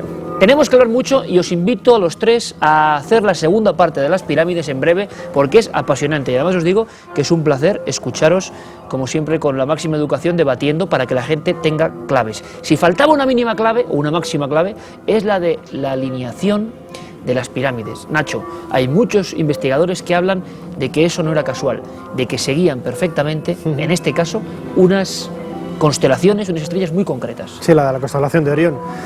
Es una teoría que lanzó Robert Bauval a finales de los años 80 y que viene a decir que la construcción de las 3 pirámides de la meseta de Giza, junto con la de Abu Rowas, Tawet el Arian y otros monumentos, es una especie de reflejo sobre la superficie del Valle del Nilo de la constelación de Orión, una constelación que para los antiguos egipcios estaba identificada con el dios Osiris, divinidad que curiosamente en época tardía era divinizada y tomada como lugar de culto en la meseta de Giza.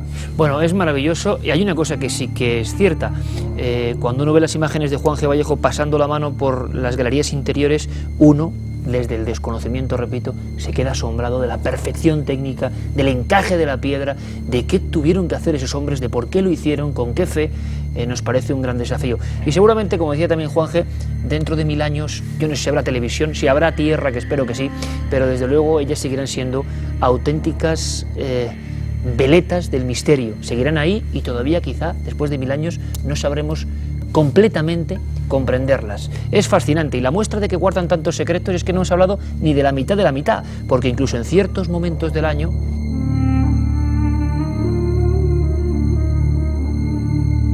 la luz del sol ejerce ciertas cosas sobre algunos monumentos egipcios, y eso lo haremos en una próxima ocasión. Ha sido un placer, José Miguel Parra, Nacho Ares, Juan G. Vallejo, este primer planeo que nunca lo habíamos hecho después de 130 y pico programas por quizá el corazón de la arqueología y el misterio mundial.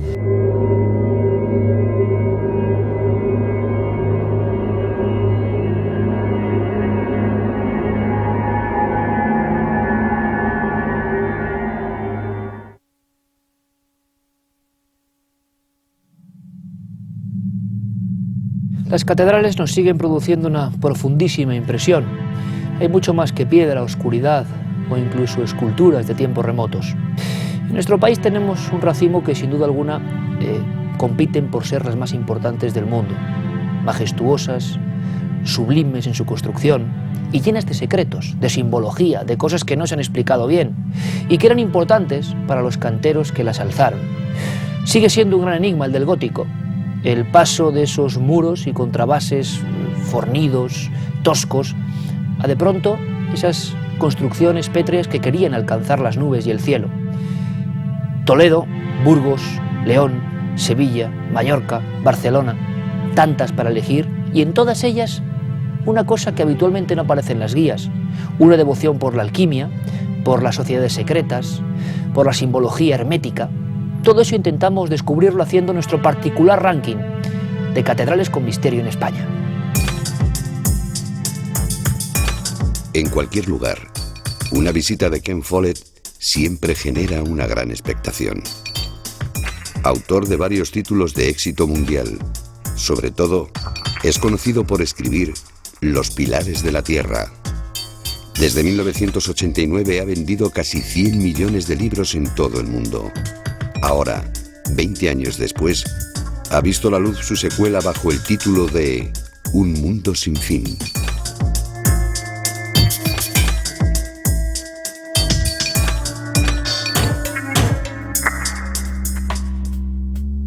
Hace escasas fechas que la ciudad de Vitoria acogió la presentación de la segunda parte de esta trama medieval. En el pórtico de la Catedral de Santa María, el autor recibió a la prensa nacional y desveló algunas de las claves del esperado libro. Si tenían suficiente dinero, podían construir una catedral en unos 30 años. Chartres y Salisbury fueron construidas en 30 años. Pero la mayoría de las veces la construcción se veía interrumpida, normalmente por falta de dinero. Construían una parte y el trabajo era interrumpido hasta que conseguían más fondos. En otros casos, la catedral se incendiaba o se derrumbaba. Por eso la mayoría de las catedrales fueron construidas en periodos de varios siglos, pero siempre debido a estos accidentes. Pero, ¿por qué elegir la ciudad de Vitoria para presentar su libro? En este caso, la ficción y la realidad se dan la mano no por casualidad.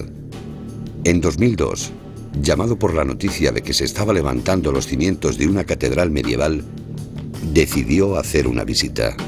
Por entonces, Follett no tenía muy claro si escribir una segunda parte o no, pero reconoció en la rueda de prensa que fue aquí, paseando por los andamios, observando los problemas estructurales, donde le surgió la inspiración. Como en el libro, la Catedral de Santa María sufre el mismo mal 7 siglos después de su construcción. Gracias al estudio y a la precisión de Follett, hoy podemos volver al pasado varios siglos atrás. La historia de sus personajes se enlaza con la construcción de una catedral y se habla de los orígenes de la masonería. Estos maestros constructores guardaban celosamente sus secretos, el conocimiento esotérico, y lo aplicaban a la piedra moldeándola hasta la perfección matemática en un puzzle más propio de Dios que del hombre. Bien, mucha gente piensa que hay mensajes secretos y por supuesto que es cierto que en la Edad Media hubo una gran cantidad de simbología. Así que, por ejemplo, para tomar el ejemplo de un símbolo, San Pedro aparece portando siempre una llave. Así es como sabemos que se trata de San Pedro. Pero también hubo gran cantidad de significados ocultos en los números. Así a veces hay 7 santos sobre los arcos, o 3, o algunos otros números mágicos.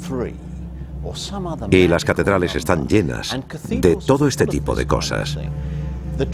El problema es, todo este tipo de símbolos extraños existen, pero ciertamente puedes leer e interpretar cualquier cosa al verlos. Mucho se ha especulado sobre la afiliación o no de Follett a una logia masónica, sobre su condición de masón. Bien, sí que creo que las cosas pueden tener más de un significado.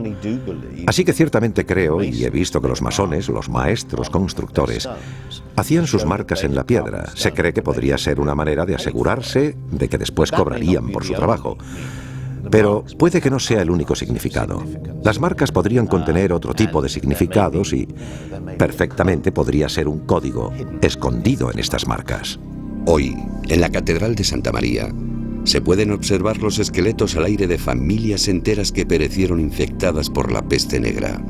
Todos los cuerpos miran hacia el altar orientado al este, hacia la salida del sol. Con la llegada del juicio final y la resurrección de las almas, la creencia dictaba que así encontrarían la luz. Después de la peste negra, la gente empezó a hablar de la religión como un encuentro personal con Dios. Un hombre o una mujer y Dios. Antes de la peste negra, la única forma de encontrar a Dios era la iglesia a través del sacerdote y el ritual, la misa. Después de la peste negra, la gente empezó a pensar que quizás los sacerdotes no eran la única forma de encontrar a Dios. Y los cristianos empezaron a hablar como si pudieran tener una relación, un encuentro personal con Dios. En breve, la Catedral de Santa María vivirá su bautismo de fuego. Darán comienzo las obras de consolidación de los pilares inestables que la sostienen a duras penas desde hace 7 siglos. Aunque todo está calculado al milímetro, nadie sabe con certeza cómo reaccionarán los pilares. Los ingenieros y arquitectos desconocen cómo reaccionará la estructura, como en el desenlace de la segunda parte de Los Pilares de la Tierra. Ese es un final aún por descubrir.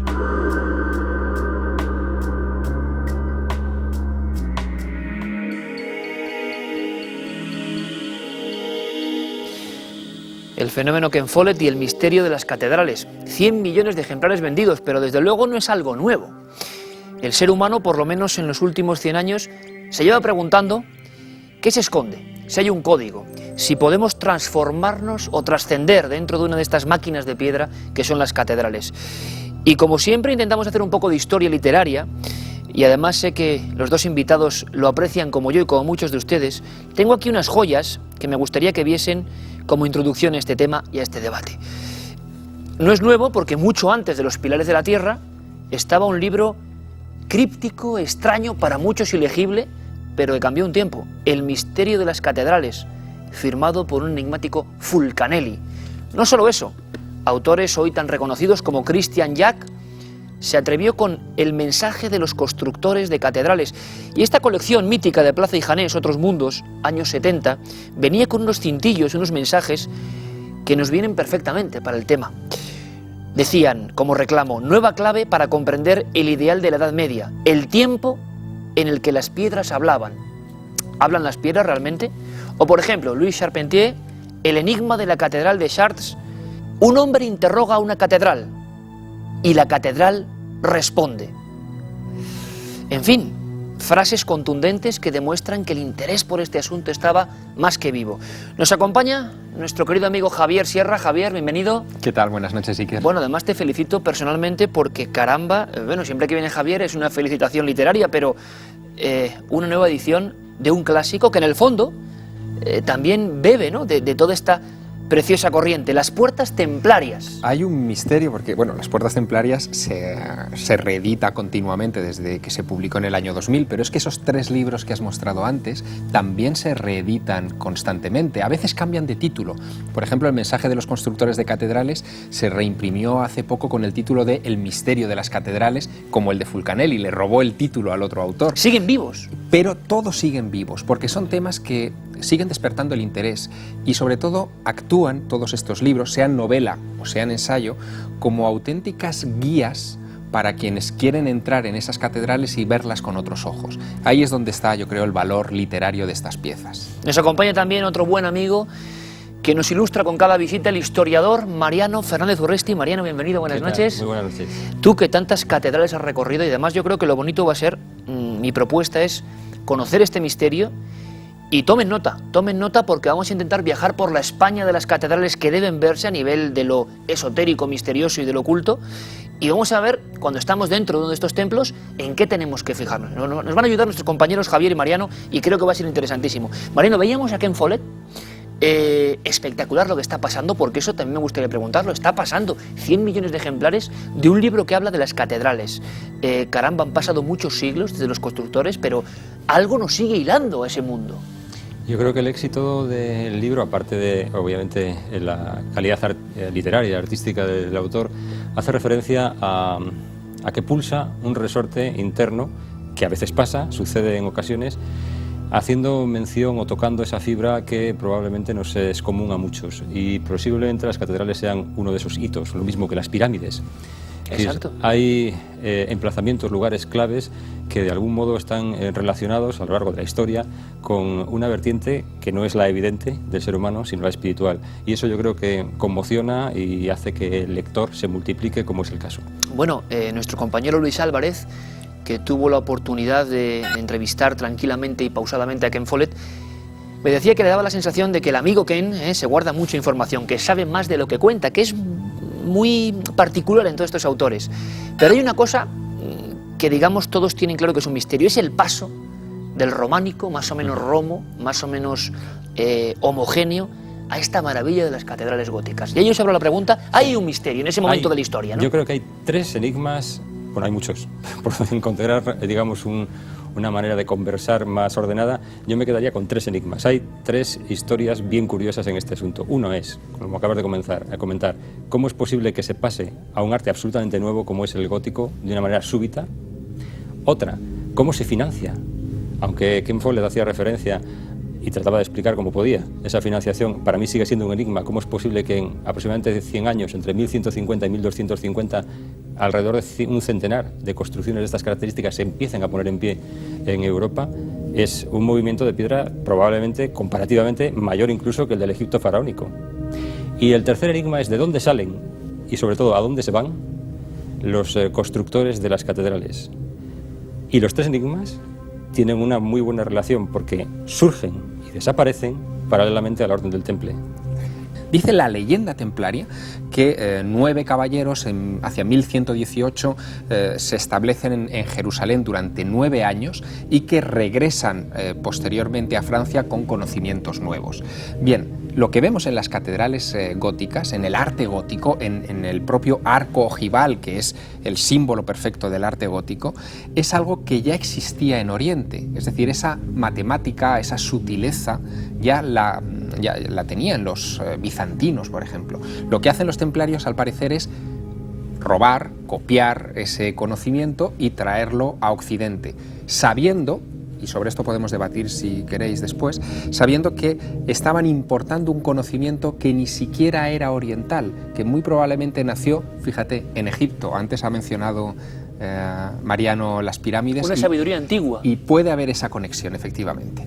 Caramba, y de repente Europa no solo se llena de catedrales, sino tenemos un documento, un mapa de Francia. Me llamaba mucho la atención en la obra de Javier, precisamente, Las Puertas Templarias. Claro, cuando uno, como hace mi amigo, hace novelas de investigación, mucha gente piensa que es novela, pero sí, claro, gran parte de lo que se cuenta y se documenta es real. Y cuando la gente luego indaga, se da cuenta de, caramba, los datos están ahí, que nadie se los ha inventado. Hablabas antes del Egipto faraónico y del movimiento de piedra. Javier ha hablado de la tradición que puede venir de lo más remoto de Egipto. Y deberíamos volver a señalar a Egipto, por lo menos porque parece que existe una disposición concreta, como se dice de las pirámides, mirando a los cielos. Claro, en la más remota antigüedad, la obsesión de la gente que vivió, por ejemplo, en el valle del Nilo, era tratar de imitar sobre el suelo cosas que veían en el firmamento nocturno. Los antiguos egipcios pensaban que el Nilo tenía un doble en el firmamento, una especie de reflejo celestial que era la Vía Láctea, y algunas estrellas para ellos eran importantes, por ejemplo la constelación de Orión. Ellos creían que las 3 estrellas centrales de la constelación de Orión eran la puerta simbólica hacia la que se dirigía el alma del faraón para entrar en el más allá. La llamaban el Duat, y trataron de imitar sobre la tierra esas 3 estrellas de manera perfecta con la construcción de las 3 pirámides en Egipto. ¿Qué ocurre? Que 25 siglos más tarde, en Francia, los constructores de este nuevo arte gótico disponen las principales y primeras catedrales góticas imitando la constelación de Virgo. Son los primeros, como tenemos en el mapa, Javier. Exactos, el rombo de Virgo. Son los primeros templos, y esa es la parte significativa de esta historia, los primeros templos de la cristiandad dedicados a la Virgen. Todos ellos son templos dedicados a Notre Dame, es decir, Notre Dame de París, Notre Dame de Bayeux, de Évreux, de Reims. Son templos dedicados a la diosa madre de alguna manera, porque se construyen también sobre templos prehistóricos que ya formaban esa constelación de Virgo siglos antes de que fueran sellados con estas catedrales. Pero me estáis hablando, por lo tanto, Mariano, de nuevo, de los lugares de poder desde muy antiguo, de cultos, de esas sabidurías remotas que se pierden a la noche del tiempo, y que se construye esto con un conocimiento exacto, proyectándose en los cielos, en cierta constelación. Sí. ¿Por qué? No solamente el juego que acabamos de comentar aquí a propósito de la constelación de Virgo, sino, por ejemplo, Catedral de Chartres. El 21 de junio, en la Catedral de Chartres, se produce un fenómeno luminoso que también podemos encontrar en templos egipcios. Por la vidriera de San Apolinar entra un rayo de sol que cae, incide sobre una protuberancia metálica que tiene una losa colocada en el crucero sur, una losa que está colocada al sesgo, distinta al resto del suelo de ese crucero, y lo hace justamente y de esa manera matemática, con una precisión de relojero suizo ese día, ¿no? Es un juego astronómico que no puede ser casual, y lo encontramos también en Egipto, y lo encontramos en otros muchos lugares. Y en España, y en San Juan de Ortega, por ejemplo, en el Camino de Santiago. En el Camino de Santiago, que también era la Vía Láctea, como el río Nilo, o pensaban los egipcios que era el río Nilo. Y luego hay también algo importante que acaba de comentar Javier. Este no es un conocimiento exclusivo de la Edad Media, sino que estas catedrales están superpuestas sobre santuarios paganos anteriores al cristianismo. Hay una cosa, Iker, que creo que merece la pena que reflexionemos sobre ella, incluso que invitemos a los espectadores a que se la imaginen. Nosotros hoy vemos las catedrales góticas en ciudades, emplazadas en ciudades modernas, con grandes edificios de 20 plantas cerca, que apagan un poco ese esplendor. Pero imaginemos por un momento cómo era llegar a una ciudad como Vitoria, o como León, o como Burgos, en el siglo XIII, con XIV. el carro, los bueyes... Exactamente. Y ver aquello. De repente se veía un mar de pequeñas casitas y en medio un edificio blanco, fulgurante, no contaminado porque no había vehículos a motor como los que hemos puesto en circulación en este último siglo. Lleno de mensajes que te miraban. Exacto, y que funcionaba de una manera muy peculiar. Generalmente esos templos, en Chartres pasa, también pasa en Burgos o en León, las catedrales se pueden ver a larga distancia. Es decir, están sobre lugares rodeados de llanuras que permiten ver incluso el juego de las sombras a lo largo del día sobre esas catedrales. Esas catedrales en el mundo antiguo actuaban como relojes de precisión. En función de cómo caían las sombras en una determinada torre o en un pórtico, se sabía que empezaba el verano, que era el tiempo de la cosecha, de la recolección, de la matanza. En fin, eran templos que tenían un servicio que iba mucho más allá de lo religioso. Es más, hoy sabemos que los templos góticos no solamente servían para oficiar misas, sino que eran espacios públicos, como hoy sería, por ejemplo, pues, no sé, un campo deportivo, donde la gente incluso entraba dentro del templo a comerciar. Y son cosas que hemos ido olvidando. Vivo, un lugar vivo. Un lugar absolutamente vivo. Son cosas que hemos ido olvidando y que merece la pena que recuperemos poco a poco, porque cualquiera que visite a partir de ahora con esos conocimientos una catedral la va a ver con vamos a hacer una ojos guía, distintos. Javier, María, vamos a hacer una guía. Y dos pequeñas cosas, porque yo creo que uno de los lujos de este programa es tener esta conversación, por ejemplo, y que mucha gente esté o vea las catedrales de una forma distinta mañana mismo. ¿Cuánta gente en ciudades españolas importantes ha olvidado sus propias catedrales? Precisamente porque están ahí, escondidas como parte del tráfico urbano, y sin embargo están llenos de secretos. Dos cosas, porque hablaba Mariano de esos cultos antiguos, y la noticia es de escándalo casi, nos lo confirmaban en la fundación de la Catedral de Vitoria. Se empieza a indagar en el subsuelo de la catedral por una serie de obras y lo que descubren, ni más ni menos, es que hay que reescribir la historia que yo como niño vitoriano había aprendido de memoria, la de la fundación de mi ciudad.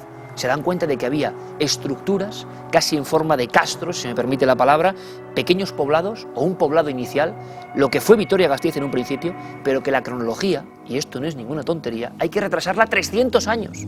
300 años simplemente por una cata.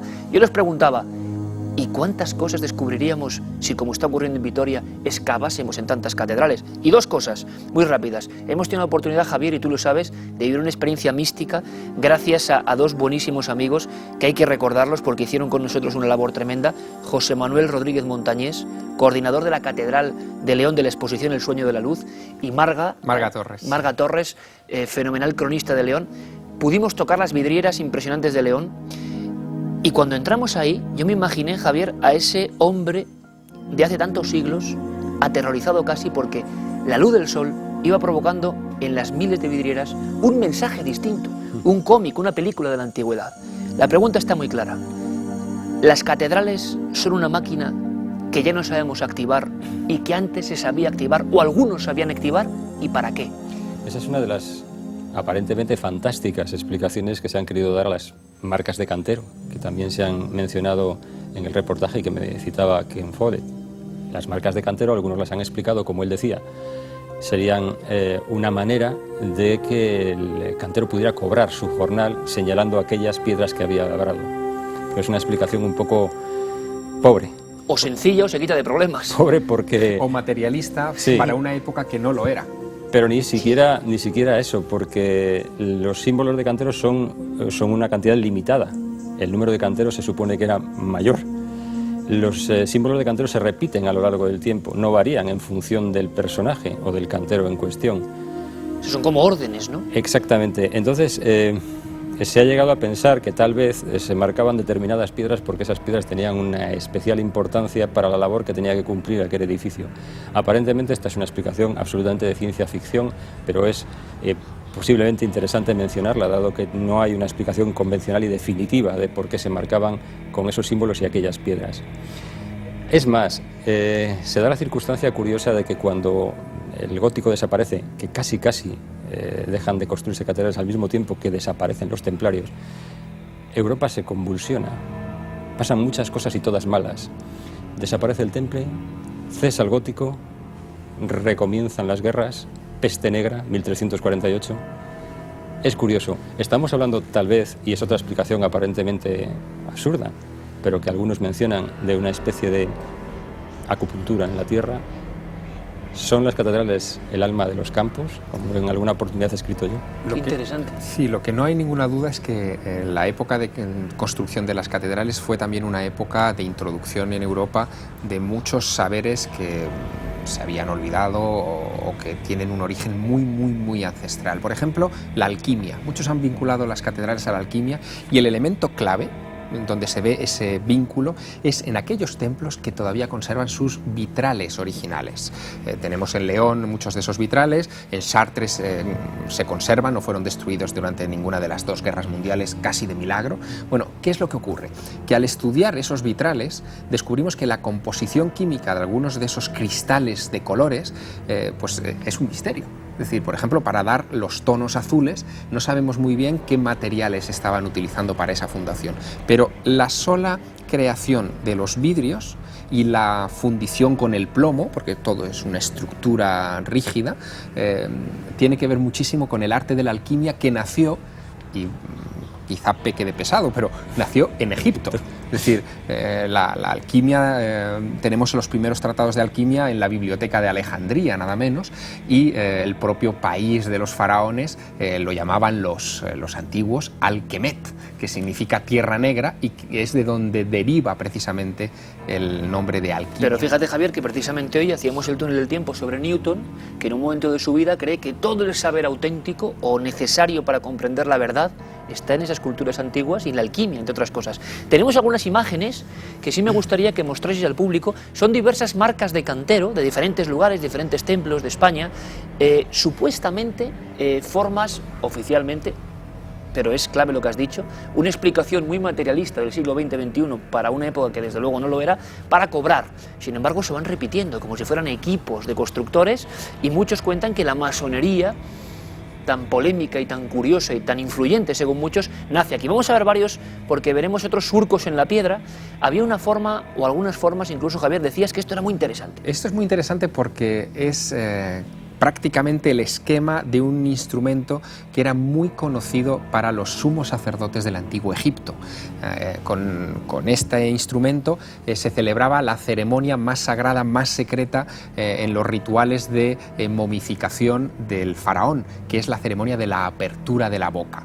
Supuestamente lo que hacían los sacerdotes era al difunto le abrían la boca para que el espíritu pudiera reconocer a ese cuerpo que entraba a través del orificio bucal. Bueno, pues ese instrumento, que se han encontrado algunos y que están en museos egipcios, es igual que esa marca de cantero. Una casualidad más, porque hay muchísimas. Por ejemplo, hay una escena que se repite sistemáticamente en todas las catedrales góticas, que es una escena que nosotros hemos incorporado a nuestra tradición judeocristiana, la escena del juicio final. Siempre es la misma escena. El pesaje de las almas. Exacto. Sí. Un ángel pesa el alma del difunto. La balanza suele aparecer desequilibrada en estas escenas. Y al lado el diablo a veces tira para su lado el platillo. Exacto. Y al lado hay un monstruo con cabeza de cocodrilo que engulle a esos pecadores. Pues bien, si retrocedemos 25 siglos en el tiempo y nos vamos, por ejemplo, al papiro Ani, que es la representación más clásica del libro de los muertos egipcio, vemos que la escena cumbre es cuando Anubis pesa el alma del faraón con una balanza y al lado hay un monstruo con cabeza de cocodrilo, cuerpo de hipopótamo y patas de león que está esperando a que la balanza se desequilibre para engullir al faraón. Exactamente la misma iconografía, trasplantada en el tiempo. Sin duda, y esa es una de mis obsesiones, debió de existir una correa de transmisión de ese saber que desafió a los siglos en secreto y que reemergió de repente en el siglo XII en Europa. O sea que los templarios eran custodios de todo este conocimiento. Mencionábamos a Newton diciendo que esta sabiduría arcana, que solo conocen algunos, no debe darse al gran público para que no sea corrompida. Por lo tanto, una serie de iniciados tenían conocimientos antiguos y los mantenían frescos para llegar hasta aquí por algo. Podría ser. Lo que también es cierto es que si esa sabiduría era minoritaria, no se puede crear el folclore que en mi opinión se crea alrededor de los templarios pensando que todos los templarios sabían de qué iba esto. Claro, habría algunos que eran los maestros conocedores. Efectivamente, entonces yo creo que se ha, digamos, no sé, creado una especie de imagen pues extraña de los templarios y presentándolos como probablemente lo que no eran, porque en muchos casos su comportamiento cotidiano y su comportamiento en batalla precisamente no fueron un dechado de virtudes, antes todo lo contrario, ¿no? Pero regresando a la alquimia, regresando a Egipto, no vayamos mucho más lejos y miremos simplemente la planta de una catedral. Es la cruz Ankh egipcia. La cruz Ankh de la vida sería precisamente la nave transversal, el crucero, y el ábside formaría la cumbre de lo que sería la antigua cruz de la vida egipcia. Y regresando o volviendo o insistiendo en el tema de la alquimia, para algunos es precisamente el tránsito por esa llave de la vida, que sería la planta de la catedral, la que iría transformando al visitante. Ya que decías antes, ¿qué es lo que sucede cuando se entra en una catedral? Para algunos sucedería esto.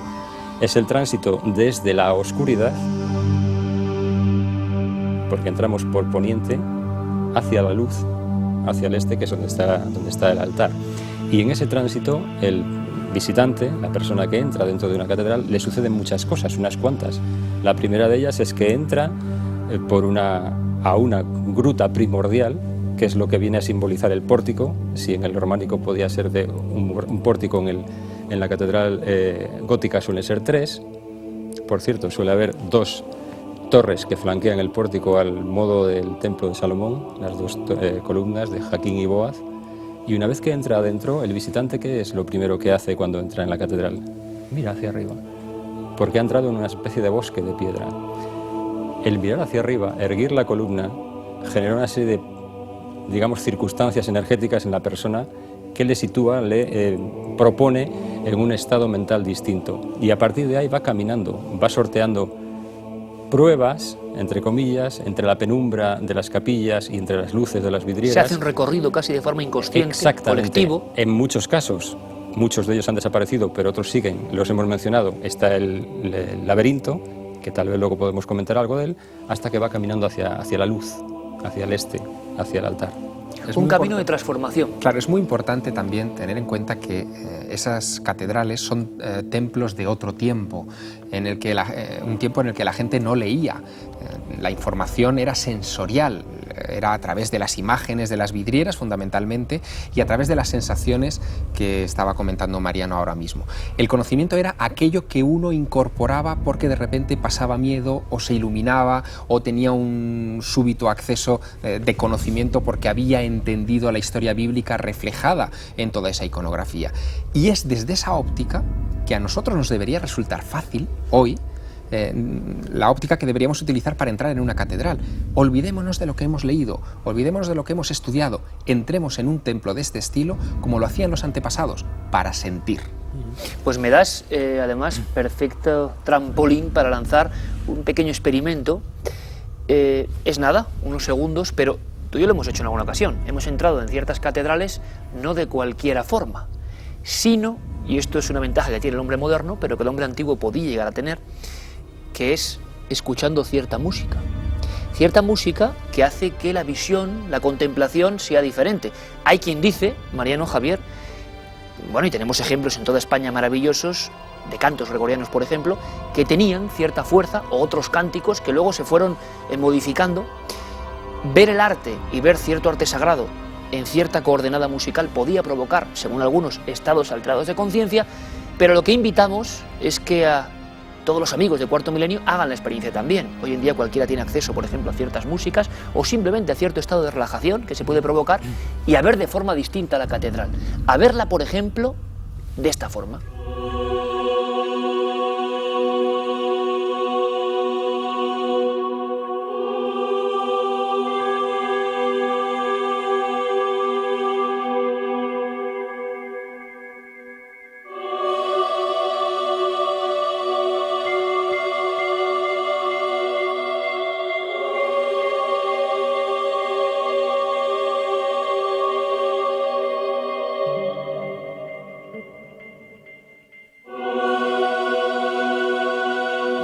En este país tenemos una panoplia amplísima de templos donde experimentar. Desde luego que no se van a arrepentir de ver las catedrales de otra forma, como quizá lo hacían los antiguos, despojándose de todo ese homo digitalis que llevamos dentro y quedándonos desnudos frente al misterio. Mariano Fernández Urresti, Javier Sierra, como siempre un auténtico placer, y yo creo que no será la última vez que hablemos de catedrales, porque el misterio en este caso se puede tocar, se puede ver, se puede palpar y está ahí. Decíais muy bien, escondido ya casi entre el marasmo de la vida del siglo XXI, pero esperando y con un secreto para cada uno de nosotros. Estamos convencidos. Muchísimas gracias, amigos, como siempre.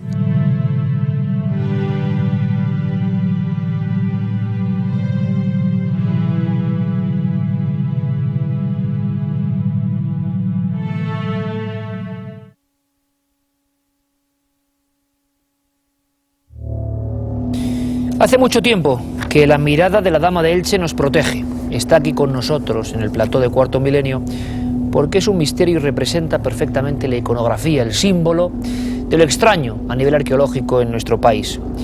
Y es que su descubrimiento fue polémico, el entorno era muy peculiar y los atuendos incluso hicieron que durante mucho tiempo se discutiese en torno a lo que representaba un Apolo, una figura o deidad de la fecundidad, un guerrero o una sacerdotisa. Pero también la acompañan, y ahí está, a su vera, la Dama de Baza, descubierta en 1970 en Granada, sentada en su trono, misteriosa en su mirada. Y hay muchas más, por ejemplo la de Cabezo Lucero, destrozada por los mismos creadores que la levantaron, nadie sabe por qué. Incluso historias tan increíbles como la del Cerro de los Santos, una serie de damas que además una secta empleó utilizando en falsificaciones sus extraños códigos. En fin, que hay un montón de historias que conocer. Estas damas de piedra aún ocultan muchos secretos. Una de las figuras más emblemáticas y enigmáticas de la cultura española es con certeza la Dama de Elche. La imagen de su rostro hierático es inconfundible, y su mirada fulmina con la duda a quienes intentan descifrarla. Su busto de piedra caliza brotó de la tierra casi mágicamente, a golpe de azada, a principios de agosto de 1897, ante la mirada atónita de los campesinos de la Alcudia de Elche.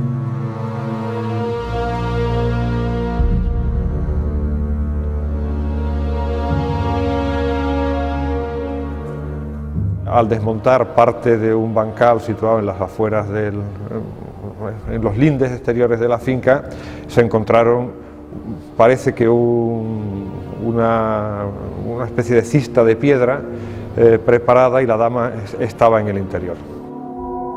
La imaginación popular pronto buscó un nombre para aquella mujer de piedra, la Dama Mora. La alegría del hallazgo entre los ilicitanos duró poco. Al final del mes de agosto, la dama viajaba hacia Francia, donde estuvo hasta 1941, en el Museo del Louvre. Un acuerdo entre Franco y el general Pétain la trajo hasta el Museo del Prado. Todos se preguntaban, ¿quién era la Dama de Elche? Los rasgos hieráticos, en cierta manera misteriosos, de la Dama de Elche conducen a unos a pensar que se trata de una diosa, es decir, algo no humano, podríamos decir, entre comillas, ¿no?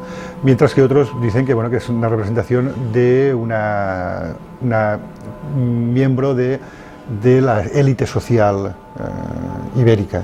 Parece evidente que la dama tiene una finalidad religiosa, o sea, que representa una figura que puede ser una divinidad, puede ser una sacerdotisa, pero bueno, más probablemente es una divinidad, y seguramente es la encarnación de esa diosa madre mediterránea que todas las culturas antiguas han tenido, Deméter, Cibeles, Tanit. En el mundo ibérico no sabemos cómo se llamaba porque no conocemos los nombres, pero es la encarnación de esa figura femenina primigenia, original, digamos, relacionada con la tierra, con la fecundidad, con todo ese aspecto, todo ese mundo. Otros aventuraron que la Dama de Elche habría sido un importante monumento funerario. De hecho, a sus espaldas se abre un nicho donde presuntamente descansaron las cenizas de un ilustre y anónimo muerto incinerado. La Dama de Baza es una dama que aparece dentro de una tumba, tiene también un hueco en uno de sus laterales y ahí dentro sí que se encontraron cenizas. O sea, la Dama de Baza está clara que es una urna cineraria monumental. Quizá las honras fúnebres sirvieron para aplacar la ira de los espíritus o para conducirlos a su destino final, el más allá. Los íberos incineraban o cremaban sus muertos, es decir, eran colocados en una pira funeraria y se procedía a la combustión de la leña y entonces se producía que el cadáver se fuera quemado, con sus pertenencias en muchas ocasiones. Los guerreros, por ejemplo, recibían honras especiales y sus armas bélicas eran quemadas junto a ellos. Los sacerdotes o, en definitiva, quien se encargaba del ceremonial de recoger estos restos, estas cenizas, de depositarlas dentro de una crátera, de intentar posteriormente depositarlas en el lecho funerario final, de dejar también junto al féretro o a los restos incinerados del personaje en cuestión aquello que lo identificó en vida. Si es que algún día la Dama de Elche tuvo un cuerpo, algunos la imaginaron de pie, otros en cambio sentada en un hermoso trono, como el que corresponde a una reina o diosa. Aunque sea la más bella y perfecta, la Dama de Elche no es la única de su estilo entre las esculturas del misterioso pueblo íbero. En el yacimiento arqueológico de Cabezo Lucero, en Guardamar de Segura, se encontró en 1987 una dama emparentada con la de Elche, a menos de 20 kilómetros de distancia. Estaba en una necrópolis datada entre el siglo V y IV a.C.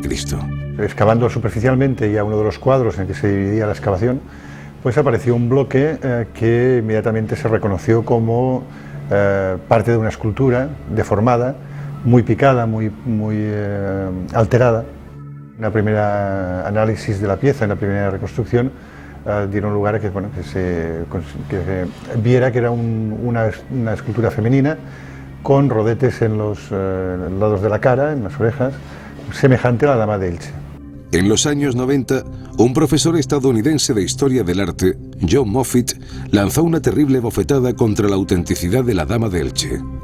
Señaló al dueño del yacimiento de la Alcudia, Manuel Campello Antón, como la persona que orquestó la falsificación de la extraordinaria escultura con el objetivo de ganar dinero.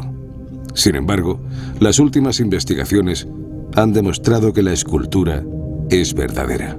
La dama tiene en primer lugar trazas de oro en su superficie, que evidentemente ningún falsificador de finales del siglo XIX se le iba a ocurrir aplicarle oro a la dama.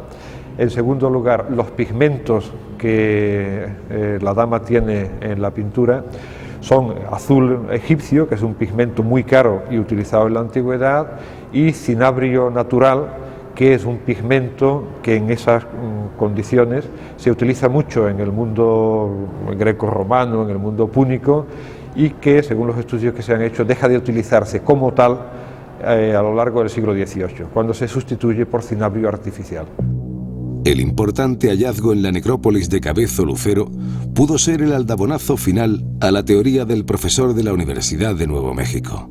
La Dama de Cabezo Lucero viene a indicar que ese tipo de figuras no solamente se hizo una vez para la Dama de Elche, sino que habrían otras, y que en cierta manera la Dama de Cabezo Lucero, al hallarse en un contexto arqueológico, en una excavación arqueológica, científica, pero en cierta manera, si había alguna duda, que yo me parece absurdo plantear una duda sobre la autenticidad de Elche, si había alguna duda, pues la despeja, porque efectivamente hay esculturas semejantes halladas en excavación científica arqueológica con todas las garantías.